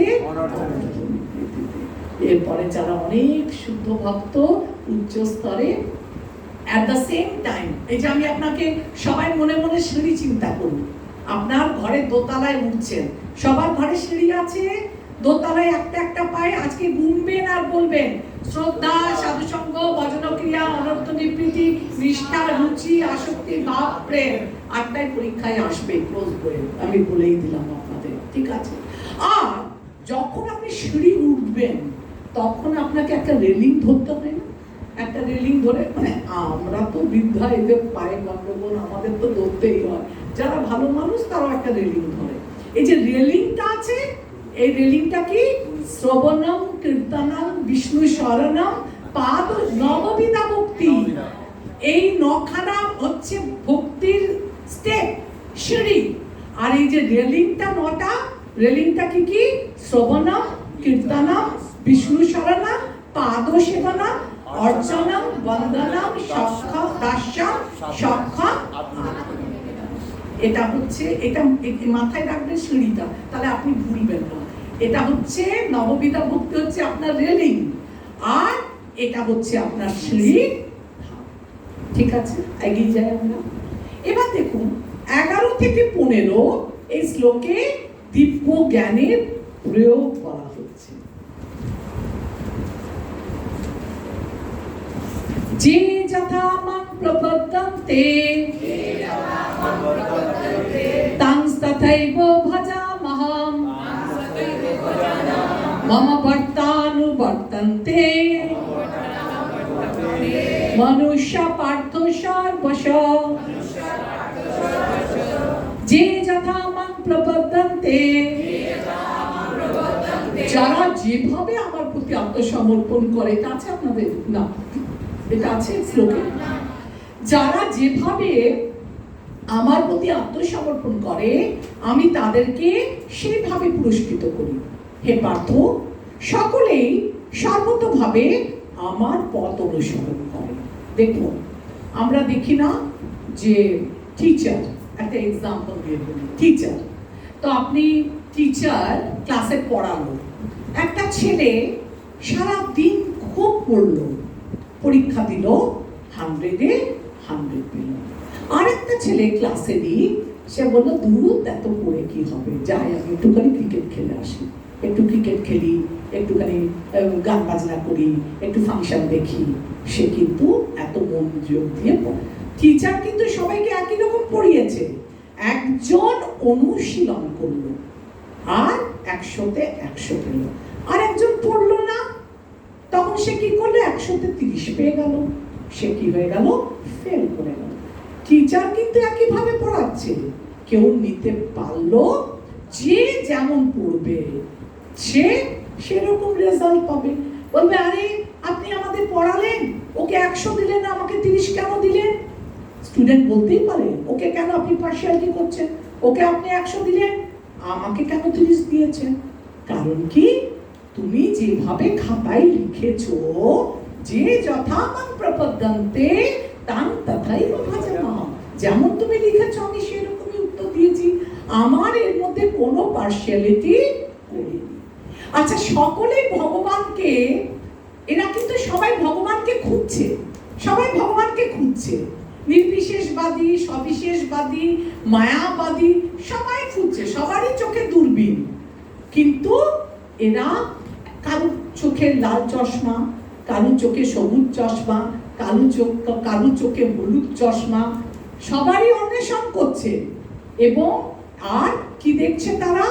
দেখুন, ব্রহ্ম, নির্বিশেষ ব্রহ্ম জ্যোতি রূপে। ব্রহ্ম কি দেখছে?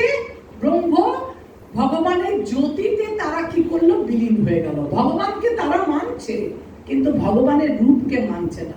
এটা ভগবানের পূর্ণ প্রকাশ না ভগবানের জ্যোতি হচ্ছে আংশিক। এরা ভগবানকে পূর্ণরূপে জানলো না।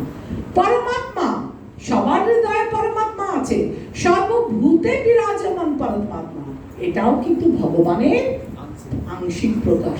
প্রভুজি আপনি বুঝতে পারছেন? হ্যাঁ, বুঝতে পারছেন? ঠিক আছে।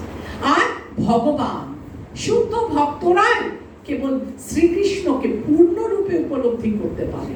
যারা ভগবান, যারা ভক্ত, ভগবানের ভক্ত, তারা ভগবানকে ভক্তির মাধ্যমে পুজো করে, আর তারাই ভগবানকে, ভগবানের পূর্ণ রূপটা দেখতে পায়। আমি দুটো উদাহরণ দিয়েছিলাম, কার কার মনে আছে? যে ভগবানের 3টে রূপ কি কি? একটা বলেছিলাম সূর্য, সূর্য গোলক, আর সূর্য দেবতা বিভূষণ, আর আরেকটা লুচি। লুচি ভাজা হচ্ছে, গন্ধ বেরোচ্ছে, ওই ঘর থেকে আপনি গন্ধটা শুনছেন, তার মানে আপনি কি লুচিটা পুরোপুরি দেখলেন? লুচির গন্ধ পেলেন, তার মানে আংশিক। তারপর আপনি রান্নাঘরে এসে দেখলেন, বাহ, প্লেটে কত সুন্দর লুচি সাজানো আছে, তাহলে কি আপনি পুরোপুরি লুচিটার স্বাদ পেলেন? এটাও আংশিক। যখন আমি ভগবানকে ভোগ লাগিয়ে খেলাম, ওটা হচ্ছে পূর্ণ। ট্রেন, হ্যাঁ, ট্রেন দিয়েও বলেছিলাম, ট্রেন আসছে, লাইট আংশিক, কামরা আংশিক, পূর্ণ ট্রেনটাকে যখন দেখলাম। যারা নতুন তাদের জন্য বলি, এইগুলো হচ্ছে ভগবানের রূপ। হ্যাঁ, ভগবানের পূর্ণ রূপ হচ্ছে যে ঈশ্বর পরম কৃষ্ণ সচ্চিদানন্দ।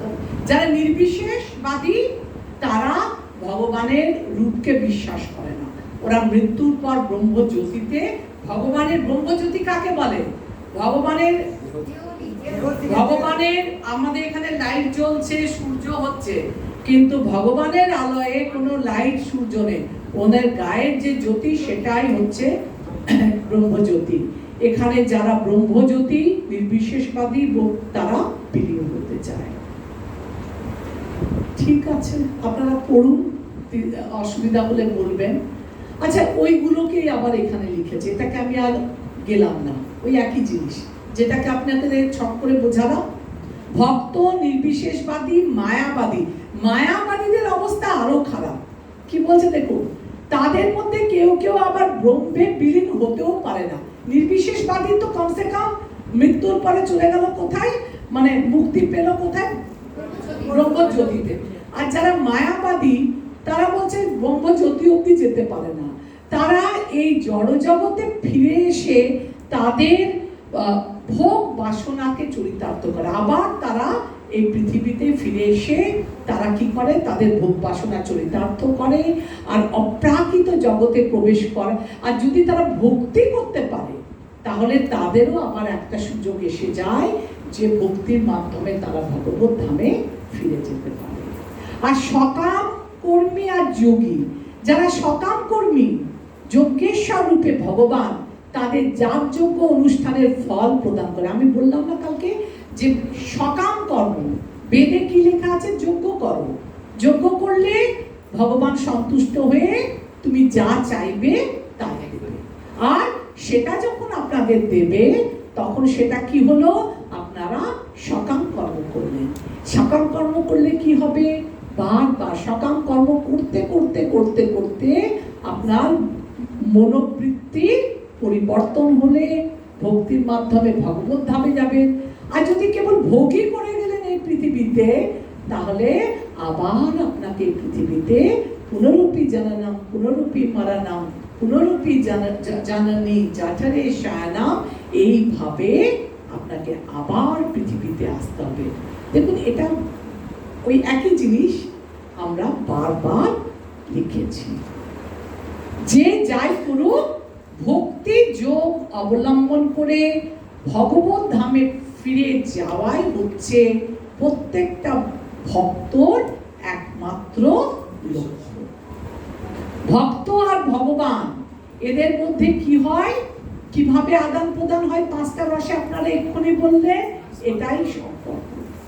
আর বলছে, অর্জুন বললেন, তাহলে মুক্তি লাভের জন্য সকলেই কেন তোমার ভজনা করে না? বলছে, এরকমই যদি ব্যাপার হয় যে তোমাকে তুমি ভক্তি করলেই তুমি ভগবত ধামে তাকে নিয়ে যাবে, তাহলে তোমাকে সবাই কেন পুজো করছে না? কেন পুজো করছে না? তার উত্তরে কি বলছেন দেখুন, 12 নম্বর শ্লোক কি বলছে? কাঙ্ক্ষান্ত কর্মণাং সিদ্ধি যজন্ত ইহ দেবতা ক্ষিপ্রং হি মানুষে লোকে সিদ্ধির ভবতি কর্মজা। এখানে দেব উপাসকের কথা বলেছে। বলছে, এ জগতের মানুষেরা সকাম কর্মের সিদ্ধি কামনা করে এবং তাই তারা বিভিন্ন দেব দেবীর উপাসনা করে। সকাম কর্মের ফল অতি শীঘ্রই লাভ হয়। এবার দেখুন কি বলছে, যারা অল্প বুদ্ধি সম্পন্ন মানুষ, তারা জানছে কৃষ্ণর কাছে যখন আমি চাইবো, কৃষ্ণ আমাকে ফলটা দিতে অনেক দেরি করবে। কৃষ্ণ কি বলে? আমি বিজ্ঞ, সে মূর্খ, বিষয় কেন দিব, সচরণ নাম মৃত দিয়া বিষয় বুলাইব। বলে না, যে করে আমার আশ, কৃষ্ণ বলে আমি করি তার, আর যে করে আমার আশেরও আশ, আমি হই তার। তো বলছে যে সাধারণ মানুষেরা খুব তাড়াতাড়ি জিনিস চায়, দেব দেবতাদের উপাসনা করে। কেন না, দেব দেবতাকে পুজো করলে দেব দেবতারা ঝটপট ঝটপট ঝটপট যা চাইবে তাই দিয়ে দেবে। ধনং দেহি যশং দেহি, যা যা আপনি মা দুর্গার কাছে চাইবে, মা দুর্গা তৎক্ষণাৎ আপনাকে সবকিছু দেবে। কিন্তু মাথায় রাখতে হবে যে এই দেব দেবীর কাছে প্রাপ্য জিনিসগুলো স্থায়ী হয় না, এরা অস্থায়ী হয়। তাই এইগুলো কি হয়, আমরা দেবদেবী ভগবানের বিভিন্ন রূপ নন, তারা হচ্ছে ভগবানের বিভিন্ন অংশ। আমাদের এটা মাথায় রাখতে হবে যে দেব দেবতারা কিন্তু ভগবান না, এরা ভগবানের অংশ। ভগবান এদের দ্বারা যে জড় জগৎকে পরিচালনা করে। আর কি দেখেছি? হ্যাঁ, এই পয়েন্টটা যেটা আপনি বললেন যে অনেক আমাদের দেবতা, আমরা বিভিন্ন কালী পুজো করছে, কিন্তু মহাদেব পুজো করছে, এটা আপনি বললেন যে দেবতার মানে অংশ, দেবতা নয়, দেবতা না, ভগবানের অংশ, ভগবানের অংশ। আমরা এই যে বলছেন না যে আমরা তাড়াতাড়ি কিছু পাই, মানে চাইছি, হ্যাঁ চাই, ঠাকুরকে পুজো করলাম, তাড়াতাড়ি কিছু করলাম, এটা কিন্তু এটা আমাদের কাছে ক্ষণস্থায়ী থাকছে না। কিন্তু এটা কেন? এই কারণে যদি আপনারা দেব দেবতা পুজো করেন, হ্যাঁ, যে মনে করুন আপনি কোনো দেবতা পুজো করছেন, তো দেবতা সন্তুষ্ট হয়ে আপনাকে ধন দিল, ঠিক আছে। আর মৃত্যুর পর আপনার প্রিয় যে দেবতা, মৃত্যুর পর আপনি ওই দেবালোকে গমন করবেন। আপনারা এই শ্লোকটা পাবেন, হ্যাঁ, জানতি দেবব্রতা দেবান, মানে যারা দেবতাদের আরাধনা করে মৃত্যুর পর তারা দেবলোকে যায়, এবং সেই দেবলোকে আপনি গেলে সেখানে আপনি সর্বসুখ ভোগ করবেন। আপনার একটা পাপের থলি থাকে, একটা পুণ্যের থলি থাকে, অ্যাকর্ডিং টু ইওর কর্মফল। যখন আপনার দুঃখ পাবেন, আপনি জানবেন আপনার পাপের ঘোড়া কমছে, আর যখন আপনি আনন্দ পাবেন, তখন জানবেন আপনার পুণ্যের ঘোড়া কমছে। আপনি দেবলোকে গিয়ে সর্বসুখ ভোগ করবেন, আর স্বর্গ সুখ 10,000 বছর ভোগ করবেন। আর যখন আপনার পুণ্যের ঘোড়াটা কমে যাবে, শেষ হয়ে যাবে, তখন আপনাকে দেবলোক থেকে আবার এই পৃথিবীতে নেমে আসতে হবে। আবার আপনাকে জন্ম মৃত্যু জরা ব্যাধি চক্রে আবর্তিত হতে হবে। কিন্তু আপনি যদি কৃষ্ণ পুজো করেন, তাহলে কৃষ্ণ হচ্ছে কি? কৃষ্ণ হচ্ছে আপনাকে সময় লাগাবে দিতে, টাইম লাগবে, কিন্তু ফল পার্মানেন্ট। আপনি যদি একবার দেবালয়, আপনি যদি একবার গোলক বৃন্দাবনে যান, তাহলে আপনাকে আর এই পৃথিবীতে জন্ম মৃত্যু জরা ব্যাধির চক্রে আবর্তিত হতে হবে না। তাই বলে যে যারা বুদ্ধিমান ব্যক্তি গাছের গোড়ায় জল দিলে যেমন গাছের ডাল পালা ফুল ফল সব কিছু পুষ্ট হয়ে যায়, আপনি উদরে খাবার দিলে আমাদের সমস্ত অঙ্গ প্রত্যঙ্গ যেমন সজীব থাকে সুস্থ থাকে, তেমনি ভগবানের কাছ থেকে আমরা সবাই সৃষ্টি হচ্ছি। ভগবানকে সন্তুষ্ট করলে একটা কথা আছে না, যে কি জগৎতুষ্ট, কি বলে ওই প্রবাদ বাক্যটা, জস্মিন তুষ্টে জগৎতুষ্ট। আপনি যদি ভগবানকে তুষ্ট করেন, ভগবানকে উপাসনা করেন, তো তার মাধ্যমে সমস্ত দেবদেবীর পুজো হয়ে যায়। তাই আমরা দেখি যারা কৃষ্ণ পুজো করে তাদের আর অন্য দেবদেবতা পুজো, কৃষ্ণর মাধ্যমে তারা সব দেবদেবতা সন্তুষ্ট হয়ে যায়। কিন্তু এই দেবী সেবাতে আমাদের যে কোর্স, একটা আমরা 3 দিনের যে কোর্স করছিলাম, ওখানে প্রথম দিনে একটা বলেছিল, যেটুকু আমি বুঝেছি, হ্যাঁ বলুন। যে আপনাদের যে ধরুন অনেকে শিব পুজো করছে, কালী পুজো করছে, আর শ্রীকৃষ্ণ আছে, রাধা মাধব আছে, আলাদা আলাদা করে বলছিল যে এই জিনিসগুলোকে মানে হ্যাঁ প্রভুজি, এটা হচ্ছে আমাদের গীতায় লেখা আছে না, যে বেদে লেখা আছে যে একটা মানুষ ঝট করে ভগবত ভক্তিতে আসতে পারে না। হ্যাঁ, তাদের জন্য সকাম কর্ম করতে করতে করতে করতে তারা বিভিন্ন দেবদেবীর পুজো করতে করতে করতে করতে এক ভক্তি আসবে। যখন সে বুঝতে শিখবে তখন সে ভক্তি করবে। যদি এই যে আমি আগের দিন আপনাদের ক্লাসে ডিসকাস করেছিলাম যে আমাদের সবার হৃদয়ে একটা ভক্তিলতা বীজ আছে। ব্রহ্মাণ্ড ভূমিতে কোনো ভাগ্যবান জীব গুরু কৃষ্ণের কৃপায় পায় ভক্তিলতা বীজ। এই যে আপনি আজকে এখানে ভক্তি শাস্ত্রী করেছেন, ভাববেন না যে আপনি একাকী চলে এসেছেন।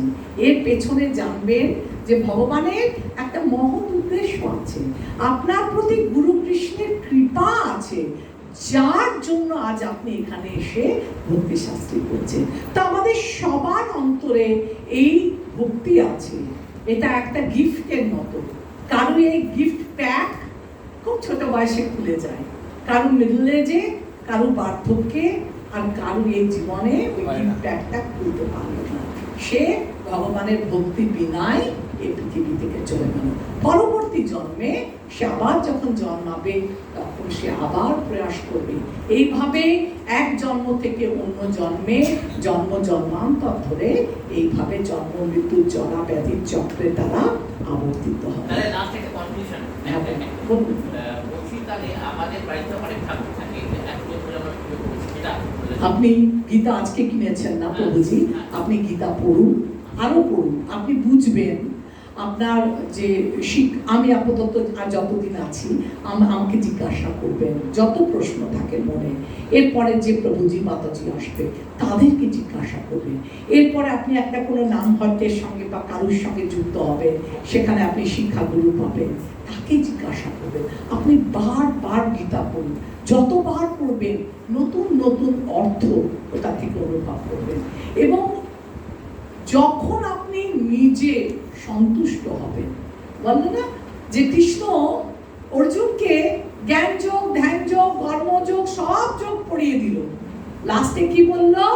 অর্জুন, তোমাকে এত কিছু পড়ালাম, এখন তুমি যথা ইচ্ছা এবার তুমি নিজে স্থির করো আগে তুমি কি করবে। তখন অর্জুন কি বলল? করিষ্যে বাচালাম তব, তুমি যা যা বলেছো আমি সব বিশ্বাস করলাম। গীতার প্রতি এই যে আমি আপনাকে এগুলো বলছি না আমার কথা না, এগুলো সব গীতারই কথা। তো আপনি পড়ুন, আপনি আজকে নতুন বই পেয়েছেন, পড়ুন, পড়ে পড়ে বুঝবেন। আর এই যে পড়াবো, আপনার মনে প্রশ্ন আসবে, আপনি প্রশ্ন জিজ্ঞাসা করবেন, আর এইভাবে আপনি ভক্তি পথে যখন বুঝবেন, আপনার মন যখন আপনাকে বলবে হ্যাঁ গীতার প্রত্যেকটা কথা, প্রত্যেকটা বাণীর সত্যি আমাকে হৃদয়ঙ্গম করতে পারছি, তখন আপনি নেক্সট পদক্ষেপ আপনার ঘরে যা আছে সেটা গ্রহণ করবেন। এগুলো রাতারাতির ব্যাপার না, ঠিক আছে? আমাদের মা ঠাকুমা এরা সারা জীবন ধরে দুর্গা, কালী, শিব সিংহাসনে রেখে পুজো করেছে, এটাতে তাদের ধর্মে আঘাত লাগবে। আপনি নিজে পড়ুন, বুঝুন, আপনি তারপরে যখন আপনি নিজে কনফিডেন্ট পাবেন, তখন আপনি আপনার মা বাবা, প্রতিবেশী, আত্মীয় স্বজনদের বোঝাবেন, তারপর স্টেপ নেবেন। আমাকে বলতে হবে না, এটা যথা ইচ্ছা তথা কর্ম। চলুন আমরা একটু এগিয়ে যাই, কারণ আজকে আপনাদের শ্লোক পড়াবো। আচ্ছা দেখুন, এই যে এতগুলো আমি বললাম, এটারই জিস্ট এখানে করা আছে যে দেবতারা ভগবানের রূপ না, তারা ভগবানের অংশ। আমি লাস্ট জিস্টটা পড়ে দিচ্ছি। আর যারা ভগবানের সঙ্গে দেবতা, এমনকি শিব ব্রহ্মাকে সমান বলে মনে করে, তাদের কি বলা হয়? বাসন্তী। এগুলো আপনাদের বইয়েরই তাৎপর্যে আছে, আমি জাস্ট ছোট করেছি। আর ভগবান যে সমস্ত জিনিস দেয়, সেগুলো দেব দেবতারা যেগুলো দেয়, সেগুলো হচ্ছে অনিত্য ফল লাভ করে। অনিত্যটা উপরে থেকে গেছে, আসেনি, অনিত্য ফল লাভ করে। আর যেগুলো আমরা ভগবানের কাছে পাই, কৃষ্ণের কাছে পাই, সেটা নিত্য ফল। আচ্ছা, বর্ণ ধর্মের কর্তা হলেও তিনি অকর্তা বা অব্যয়। শ্রীকৃষ্ণ 13 নম্বর শ্লোক দেখুন, চতুর্বর্ণম মায়া সৃষ্টাং গুণ কর্ম বিভাগশা তস্য কর্তারমপি মাং বিদ্ধ কর্তম অহমব্যয়াম। প্রকৃতির 3টি গুণ ও কর্ম অনুসারে আমি মানব সমাজে 4টে বর্ণ বিভাগ সৃষ্টি করেছি। আমি এই প্রথা স্রষ্টা হলো, আমাকে অকর্তা এবং অব্যয় বলে জানবেন। এই যে ভগবান 3টে গুণ, এই 3টে গুণ কি কি? সত, রজ, তম। বলছে গুণের সৃষ্টি আমি করেছি, কিন্তু এই গুণগুলো আমাকে কি করে না, আমাকে কিন্তু এই গুণগুলো কোনো এফেক্ট করতে পারে না। এই গুণ থেকে আমি মুক্ত। তাৎপর্যের মূল বিষয় কি? জীব আর ভগবানের মধ্যে পার্থক্য। জীব হচ্ছে ভগবানের অনুসদৃশ্য অংশ, আর ভগবান হচ্ছে বিভু। কৃষ্ণ ভক্ত বা বৈষ্ণব ব্রাহ্মণের থেকেও উত্তম। কেন? বিষ্ণু তত্ত্ব বা কৃষ্ণ তত্ত্বকে উপলব্ধি করতে হলে ব্রহ্ম তত্ত্বকে অতিক্রম করে, এবং তখন তিনি বৈষ্ণব পদবাচ্য। দেখুন, আমরা বলি না যে বৈষ্ণব হয়েছে। বৈষ্ণব কাকে বলে? যার মুখে একবার কৃষ্ণ নাম, সেই হলো বৈষ্ণব, বা যিনি বিষ্ণুর উপাসক, তিনি হলেন বৈষ্ণব। আর বৈষ্ণব কাকে বলে? যিনি অবিরত হরে কৃষ্ণ মহামন্ত্র জপ করছেন বারবার, তিনি প্রকৃত বৈষ্ণব। আর বৈষ্ণব কাকে বলে? যাকে দেখে আপনার মুখ থেকে, নিজের থেকে হরে কৃষ্ণ বেরিয়ে আসবে, তিনি হচ্ছেন যথার্থ বৈষ্ণব। এই যেটা পড়ালাম ওটাই লিখেছি মোটামুটি। আচ্ছা, বর্ণগত পড়ুন আপনারা, তাড়াতাড়ি পড়বেন। গুণকর্ম বিধানপূর্বক বর্ণ চতুষ্টয় আমি সৃষ্টি করেছি, জগতে আমি ছাড়া আর কেউ কর্তা নেই। অতএব বর্ণ ধর্মের ও বর্ণ সকলের আমি ছাড়া আর কেউ কর্তা নয়। কিন্তু আমাকে বর্ণ ধর্মের কর্তা বললেও অকর্তা ও অব্যয় বলে জানতে হবে। জীবের অদৃষ্টবশত আমার মায়াশক্তি দ্বারা আমি এই বর্ণধর্ম সৃষ্টি করেছি, জীবকে ক্রমান্বয়ে পশুর স্তর থেকে প্রকৃত মানুষের স্তরে উত্তীর্ণ করানোর জন্য। বস্তুত চিৎ শক্তির অধীশ্বর আমি কর্মমার্গ সৃষ্টির দ্বারা আমার বৈষম্য হয় না। জীবের অদৃষ্ট অর্থাৎ স্বতন্ত্র ধর্মের অপব্যবহার এর কারণ। কি বুঝলেন আপনারা? কেউ একজন বলুন। আপনি পড়েছেন, আর কেউ একজন বলো এটা এটা পড়ে কি বোঝা গেল?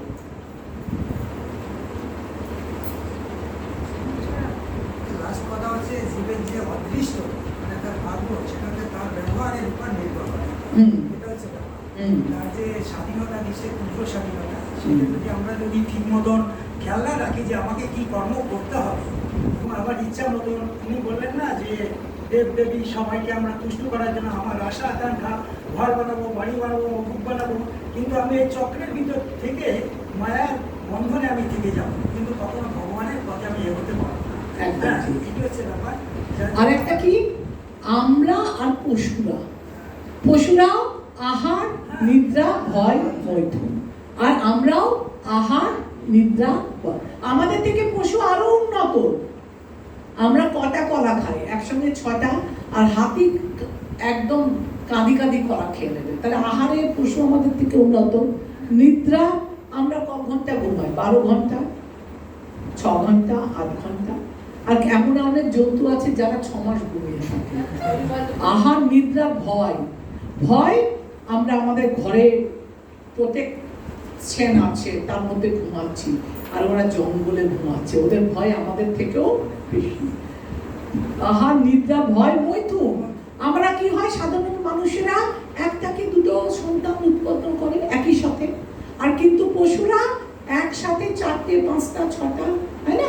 গরু, কুকুর, বেড়াল, হয় না, দেখি না? তারা আমাদের সব থেকে আহার নিদ্রা ভয় মোষণ সব থেকে পশুরা আমাদের থেকে শ্রেষ্ঠ। তাহলে আমরা কোন দিক থেকে শ্রেষ্ঠ? না, আমাদের মধ্যে চেতনা আছে। আমাদের চেতনার নামটা কি? কালকে আলোচনা করেছিলাম। বৃক্ষদের চেতনাকে কি বলা হয়? আচ্ছাদিত চেতনা। পশু পাখির চেতনা ধ্যাক ধ্যাক করলে অন্তত চলে যায়, ওটা সংকুচিত চেতনা। আর মানুষদের যে চেতনা মুকুলিত, আচ্ছা মুকুলিত চেতনা। আর যখন আমরা ভক্তি করতে আসছি তখন আমাদের চেতনাটা কি হলো? বিকশিত চেতনা। আর যখন আমরা ভক্তি করে উন্নত স্তরে চলে যাব তখন আমরা হব পূর্ণ বিকশিত চেতনা। হ্যাঁ, তাই আমরা কি করব? আমাদের চেতনার দ্বারা ভগবানের ভক্তি করে ভগবত ধামে যাব। আর আমাদের ভগবান সবাইকে একটা স্বতন্ত্র স্বাধীনতা দিয়েছে, ক্ষুদ্র স্বাধীনতা। এই ক্ষুদ্র স্বাধীনতা দিয়ে আমরা এই জড় জগৎটাকে ভোগ করতে পারি। এই আজকে আমি এখানে কীর্তন করতে না এসে সিনেমা হলে গিয়ে সিনেমা দেখতে পারি, তাই না? তো এই যে আমাদের ক্ষুদ্র স্বাধীনতা, এই স্বাধীনতা দিয়ে আমরা ভক্তি করে ভগবত ধামেও যেতে পারি। আবার আমরা এই জড় জগৎটাকে এনজয় করে আমরা কি করতে পারি? পরবর্তীকালে আবার একটা দেহ ধারণ করতে পারি। 14 নম্বর শ্লোকে কি বলছে? নমং কর্মাণি লিপ্যন্তি নমে কর্ম ফলে স্পৃহা ইতি মাঞ্জো বিজানতি কর্ম ভিন্ন সবাধ্যতে। কোন কর্মই আমাকে প্রভাবিত করতে পারে না এবং আমিও কোনো কর্মফলের আকাঙ্ক্ষা করি না। আমার এই তত্ত্ব যিনি জানেন তিনি কখনো সকাম কর্মের বন্ধনে আবদ্ধ হন না। তাহলে আমরা কি দেখছি? যে ভগবান বলছেন যে কোনো রকমের কর্মফল, কোনো রকমের কর্ম ভগবানকে বিপথে নিয়ে যেতে পারে না। কারণ এই কোনো কর্মই, সে ভালো কর্মই হোক খারাপ কর্মই হোক, এই 3 গুণের দ্বারা, যেহেতু ভগবান 3 গুণাতীত, তাই ভগবানের কর্ম করারও দরকার নেই, আর কর্ম করলেও ক্ষতি নেই। তাই ভগবান স্বয়ং সম্পূর্ণ।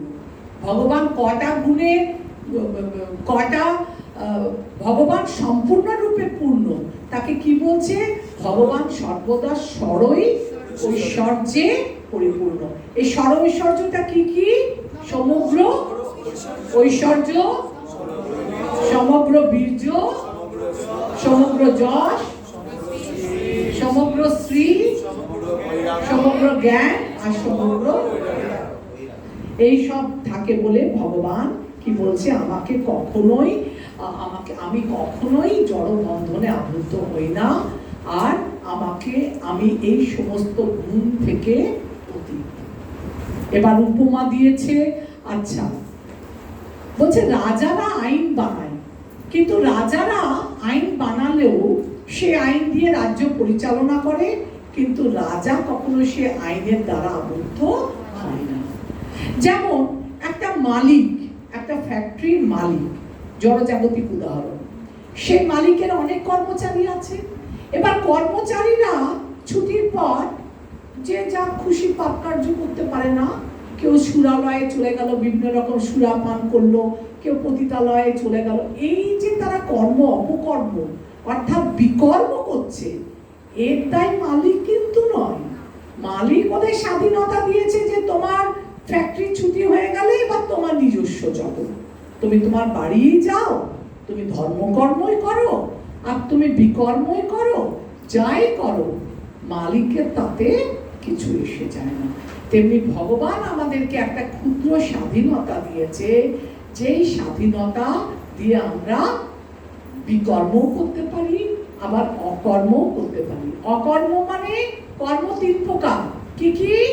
কর্ম, অকর্ম, বিকর্ম। বিকর্ম মানে যে পাপ কার্য, অকর্ম মানে ভগবানের ভক্তি করা, আর কর্ম মানে শাস্ত্রে বিহিত কর্ম, সকাম কর্ম। বহু লিখেছি। 15 নম্বর শ্লোকে দেখুন, এবং জ্ঞাতা কৃতং কর্ম পূর্বৈরপি মুমুক্ষুভি কুরু কর্মৈব তস্মাত্তং পূর্বৈ পূর্বতরং কৃতং। 15 নম্বর শ্লোকটা আপনারা শুনুন। হ্যাঁ, ঠিক আছে। কি বলছে? প্রাচীনকালে যখন মুক্ত পুরুষেরা আমার অপ্রাকৃত তত্ত্ব অবগত হয়ে কর্ম করেছেন, অতএব তুমিও সেই প্রাচীন মহাজনদের পদাঙ্ক অনুসরণ করে তোমার কর্তব্য সম্পাদন করো। বলছে তোমার পূর্বপুরুষেরা মহাজন, 12 জন মহাজন আছে, তাহলে আমরা কাকে ফলো করব, কাকে দেখে আমরা শিখব?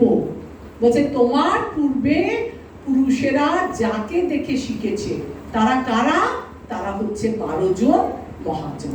আর এই 12 জন মহাজনকে তুমিও শেখো, ওদের পদাঙ্ক, ওরা যা যা করেছে, যেভাবে তাদের লাইফ লিড করেছে, তুমিও সেইভাবে লাইফ লিড করো, আর তুমি ভক্তিপথ অবলম্বন করো। কারণ ভগবান হচ্ছে ত্রিকালজ্ঞ, ভগবান অতীত, বর্তমান, ভবিষ্যৎ সব কিছু জানেন, আর তার ভক্তরা কখন কিভাবে তাকে সেবা করছেন সে কথাও তিনি জানেন। তিনি ত্রিকালজ্ঞ। আপনি কতখানি ভগবানের ভক্ত করলেন, আপনি আজকে 16 মালা জপ করলেন না, একটা গুটি বেশি টেনে দিলেন, আপনি ভাবলেন কেউ দেখতে পেল না, কিন্তু ভগবান ত্রিকালজ্ঞ, সব দেখছে। তিনি অর্জুনকে উপদেশ দেওয়ার মাধ্যমে আমাদের উপদেশ দিয়েছেন যে ভগবত ভক্ত মহাজনদের পদাঙ্ক অনুসরণ করে ভগবানের সেবায় কর্তব্য কর্ম করাটাই হচ্ছে সিদ্ধি লাভের একমাত্র উপায়। এখানে আবার একটু বলেছে 2 রকমের মানুষ আছে। একরকম মানুষ হচ্ছে যারা পাপ কর্ম করে, তাদের অন্তর কলুষে ভুক্ত, তাদের অন্তর নির্মল নয়। আরেক ধরনের মানুষ আছে যারা কৃষ্ণ ভাবনামৃত ফলো করে, আর এই 2 শ্রেণীর লোকেরাই হিত সাধন করছে।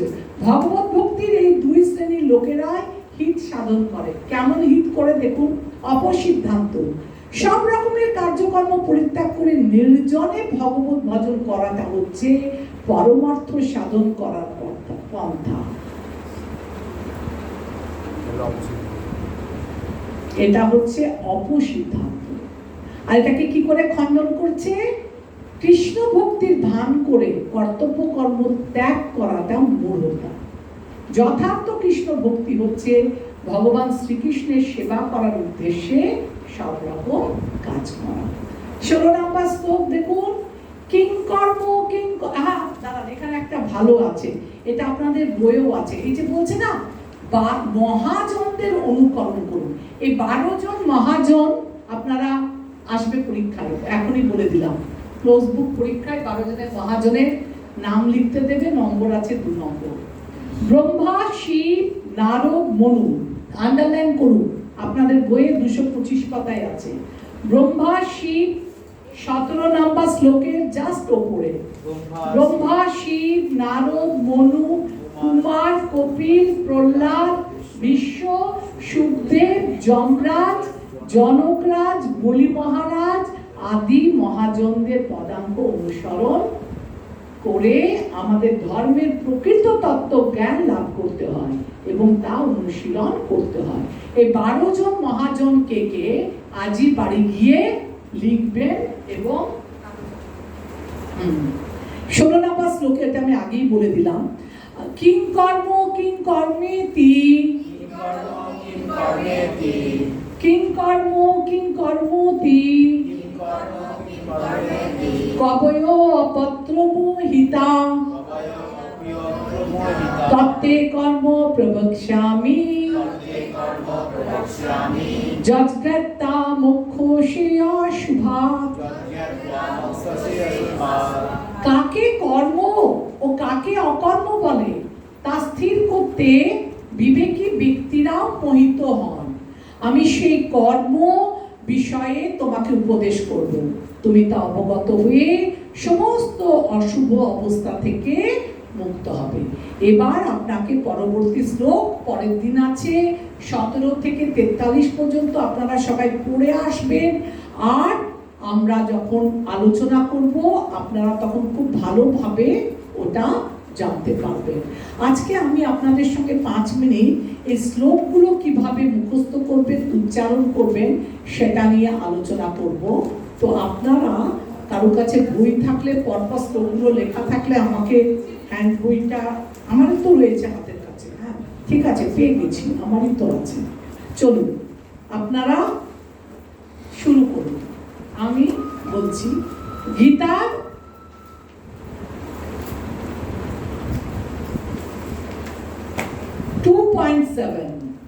2.7টা আমি একবার বলে দিই, শুনে নিন, তারপরে একসাথে। কার্পণ্য দোষ উপহাত স্বভাব পৃচ্ছামি তং ধর্ম সমূঢ়চেতা যৎশ্রেয়সাৎ নিশ্চিতং ব্রূহি তন্মে শিষ্যাস্তেহং সাধিমাং তং প্রপন্নাম। বলুন আপনারা। কার্পণ্য দোষ উপহাত স্বভাব পৃচ্ছামি তং ধর্ম সমূঢ়চেতা যৎশ্রেয়সাৎ নিশ্চিতং ব্রূহি তন্মে শিষ্যাস্তেহং সাধিমাং তং প্রপন্নাম। 2.13 দেহিনোऽস্মিन् যথা দেহে কৌমারং যৌবनं জরা তথা দেহান্তর প্রাপ্তি ধীরস্তত্র নমোহতি। বলুন। দেহিনোऽস্মিन् যথা দেহে কৌমারং যৌবनं জরা তথা দেহান্তর প্রাপ্তি ধীরস্তত্র নমোহতি। আপনাদের হ্যান্ড বইয়ের পেছনেই লেখা আছে, হ্যান্ড বইটা খুলুন আর পেছনে দেখুন, পরপর পাবেন। 2.20 ন জায়তে ম্রিয়তে বা কদাচিৎ নায়ং ভূত্বা ভবিতা বনা ভূয়ঃ অজো নিত্য শাশ্বতঃ পুরাণঃ না হন্যতে হন্যমানে শরীরে। 2.44 ভোগৈশ্বর্য প্রসক্তানাং ত্বয়া পরিতোচেতসাম ব্যবসায়াত্মিকা বুদ্ধি সমাধোনা বিধীয়তে। 3.27 প্রকৃতে ক্রিয়মাণানি গুণৈ কর্মাণি সর্বশ অহংকারো বিমূঢ়াত্মা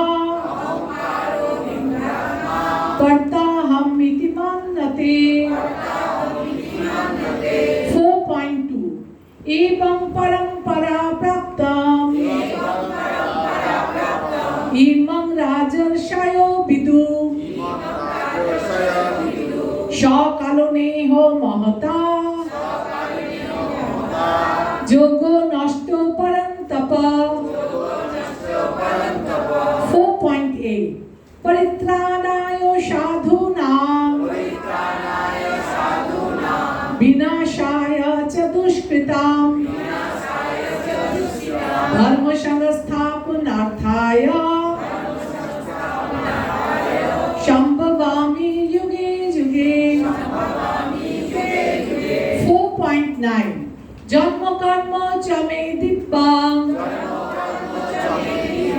जो वेत्ति तत्तत् जन्म कर्म च मे दिव्यं एवं जो वेत्ति तत्तत् तत्ता देहं पुनर्जन्म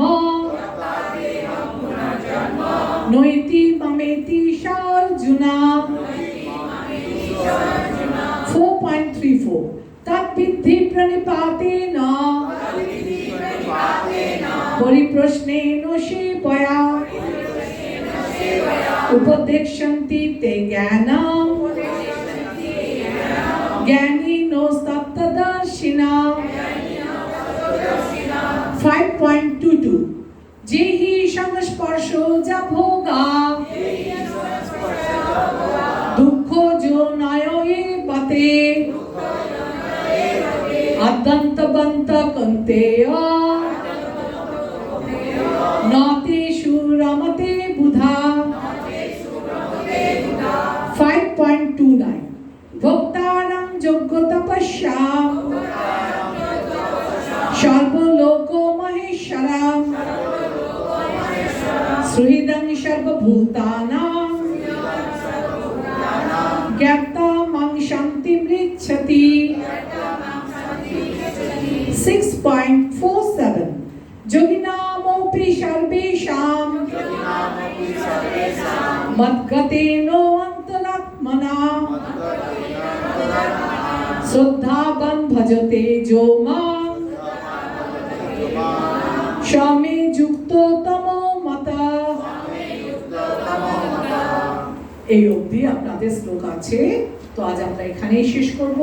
হরে কৃষ্ণা কৃষ্ণ কৃষ্ণ হরে হরে হরে রাম রাম রাম হরে হরে। এখানেই রইল আজ অমৃত লহরী। দুহাত তুলিয়া বলো হরে হরে কৃষ্ণ।